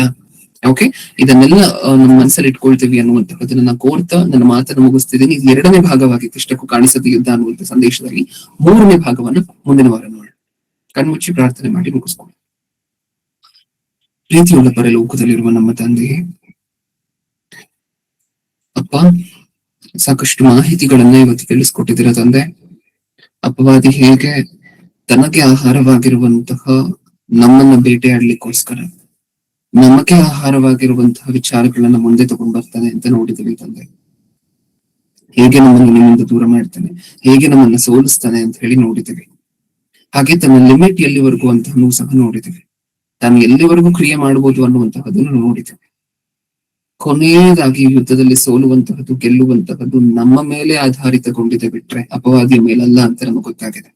ತಾನು ಪ್ರೇರೇಪಣೆ ಮಾತ್ರ ಮಾಡಬಹುದು, ತಪ್ಪು ಮಾಡು ಅಂತ ಹೇಳ್ಬೋದು, ಆದ್ರೆ ಮಾಡಿಸ್ಲಿಕ್ಕೆ ಆಗುದಿಲ್ಲ ಅಂತ ಹೇಳಿ ಗೊತ್ತಾಗಿದೆ ಅಲ್ವಾ. ನಮ್ಮ ಶರೀರದ ಮೇಲೆ, ನಮ್ಮ ಮನಸ್ಸಿನ ಮೇಲೆ ಅಥಾರಿಟಿಯನ್ನು ನಾವು ಸಂಪಾದನೆ ಮಾಡಿಕೊಳ್ಳುವಂತಹ ರೀತಿಯಲ್ಲಿ, ಆತ್ಮ ಹೇಳಿರುವಂತಹ ರೀತಿಯಲ್ಲಿ ಶರೀರ ಕೇಳುವಂತೆ, ಶರೀರ ಹೇಳುವಂತಹ ರೀತಿಯಲ್ಲಿ ಆತ್ಮ ಕೇಳದೇ ಇರುವಂತಹ ರೀತಿಯಲ್ಲಿ, ಆ ಹಂತದಲ್ಲಿ ನಮ್ಮ ಜೀವನದಲ್ಲಿ ನಾವಿರುವಂತೆ ನಮ್ಮೆಲ್ಲರಿಗೂ ಬೇಕಾಗಿರುವಂತಹ ಕೃಪೆಯನ್ನು ಕೊಟ್ಟು ನಡೆಸಿ. ತಂದೆ, ನಮ್ಮ ಬಂಡೆ, ನಮ್ಮ ಕೋಟೆ, ನಮ್ಮ ಆಶ್ರಯ, ನಮ್ಮ ದುರ್ಗವಾಗಿರುವಂತಹ ನಿಮ್ಮನ್ನ ಬಿಟ್ಟು ಯಾವಾಗ ನಾವು ಹೊರಗಡೆ ಬರ್ತಿರೋ, ನಿಮ್ಮ ವಾಕ್ಯವನ್ನ ಬಿಟ್ಟು ಯಾವಾಗ ನಾವು ದೂರವಾಗ್ತಿರೋ, ಅಪವಾದಿಗೆ ಅವಾಗ ನಾವು ಈಸಿ ಟಾರ್ಗೆಟ್ ಅಂತ ಗೊತ್ತಾಗಿದೆ. ನಾವು ಯಾವಾಗ್ಲೂ ಸಹ ನಮ್ಮ ಬಂಡೆಯನ್ನು ಬಿಟ್ಟು ನಾವು ಹೊರಗಡೆ ಬರದೆ ಸುರಕ್ಷಿತವಾಗಿ ನಿಮ್ಮ ನೆರಳಿನಲ್ಲಿ, ನಿಮ್ಮ ಆಶ್ರಯದಲ್ಲಿರುವಂತಹ ಮಕ್ಕಳಾಗಿ ನಮ್ಮನ್ನು ಮಾರ್ಪಡಿಸಿ, ಅಷ್ಟು ಬುದ್ಧಿವಂತಿಕೆಯನ್ನು ನಾವು ಕೊಟ್ಟು ನಡೆಸಿ. ಯಾವುದು ಅಪವಾದಿಯ ಪ್ರೇರೇಪಣೆ, ಯಾವುದು ಅಪವಾದಿ ಹಾಕಿರುವಂತಹ ಗಾಢ, ಯಾವುದು ಅಪವಾದಿ ಹಾಕಿರುವಂತಹ ಬಲೆ ಅನ್ನುವಂತಹದನ್ನು ಕಂಡು ಹಿಡ್ಕೊಳ್ಳುವಂತಹ ಜ್ಞಾನ ಬುದ್ಧಿಯನ್ನು ವಾಕ್ಯದ ಮೂಲಕ ನಮ್ಮೆಲ್ಲರಿಗೂ ಕೊಟ್ಟು ನಡೆಸಿ.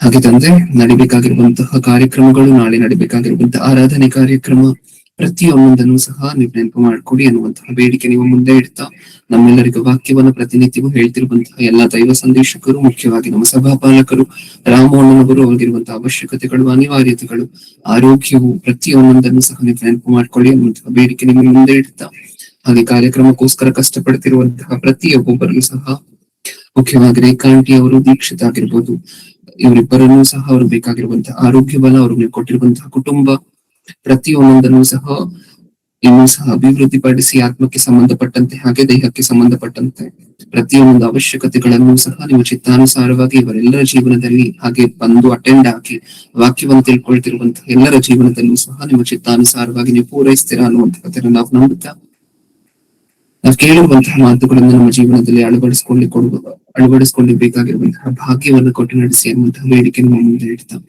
ನನ್ನ ಪ್ರಾರ್ಥನೆ ಯೇಸು ಕ್ರಿಸ್ತರ ನಾಮದಲ್ಲಿ ಸಮರ್ಪಿಸ ಬೇಡಿಕೊಳ್ಳುತ್ತಿದ್ದೇನೆ, ಪರಲೋಕದಲ್ಲಿರುವ ನಮ್ಮ ತಂದೆ. ಆಮೆನ್. ನಮ್ಮ ತಂದೆಯಾದ ದೇವರ ಪ್ರೀತಿ, ನಮ್ಮ ರಕ್ಷಕರು, ವಿಮೋಚಕರು, ಸ್ವತಃ ದೇವರು ಆಗಿರುವಂತಹ ಯೇಸು ಕ್ರಿಸ್ತರ ಕೃಪೆಯು, ಪರಿಶುದ್ಧಾತ್ಮ ದೇವರ ಅನ್ಯೋನ್ಯ ಸಹವಾಸ ಇಂದು ಎಂದು ಸದಾ ಕಾಲವು ನಮ್ಮೆಲ್ಲರೊಂದಿಗೂ ಇರಲಿ. ಆಮೆನ್.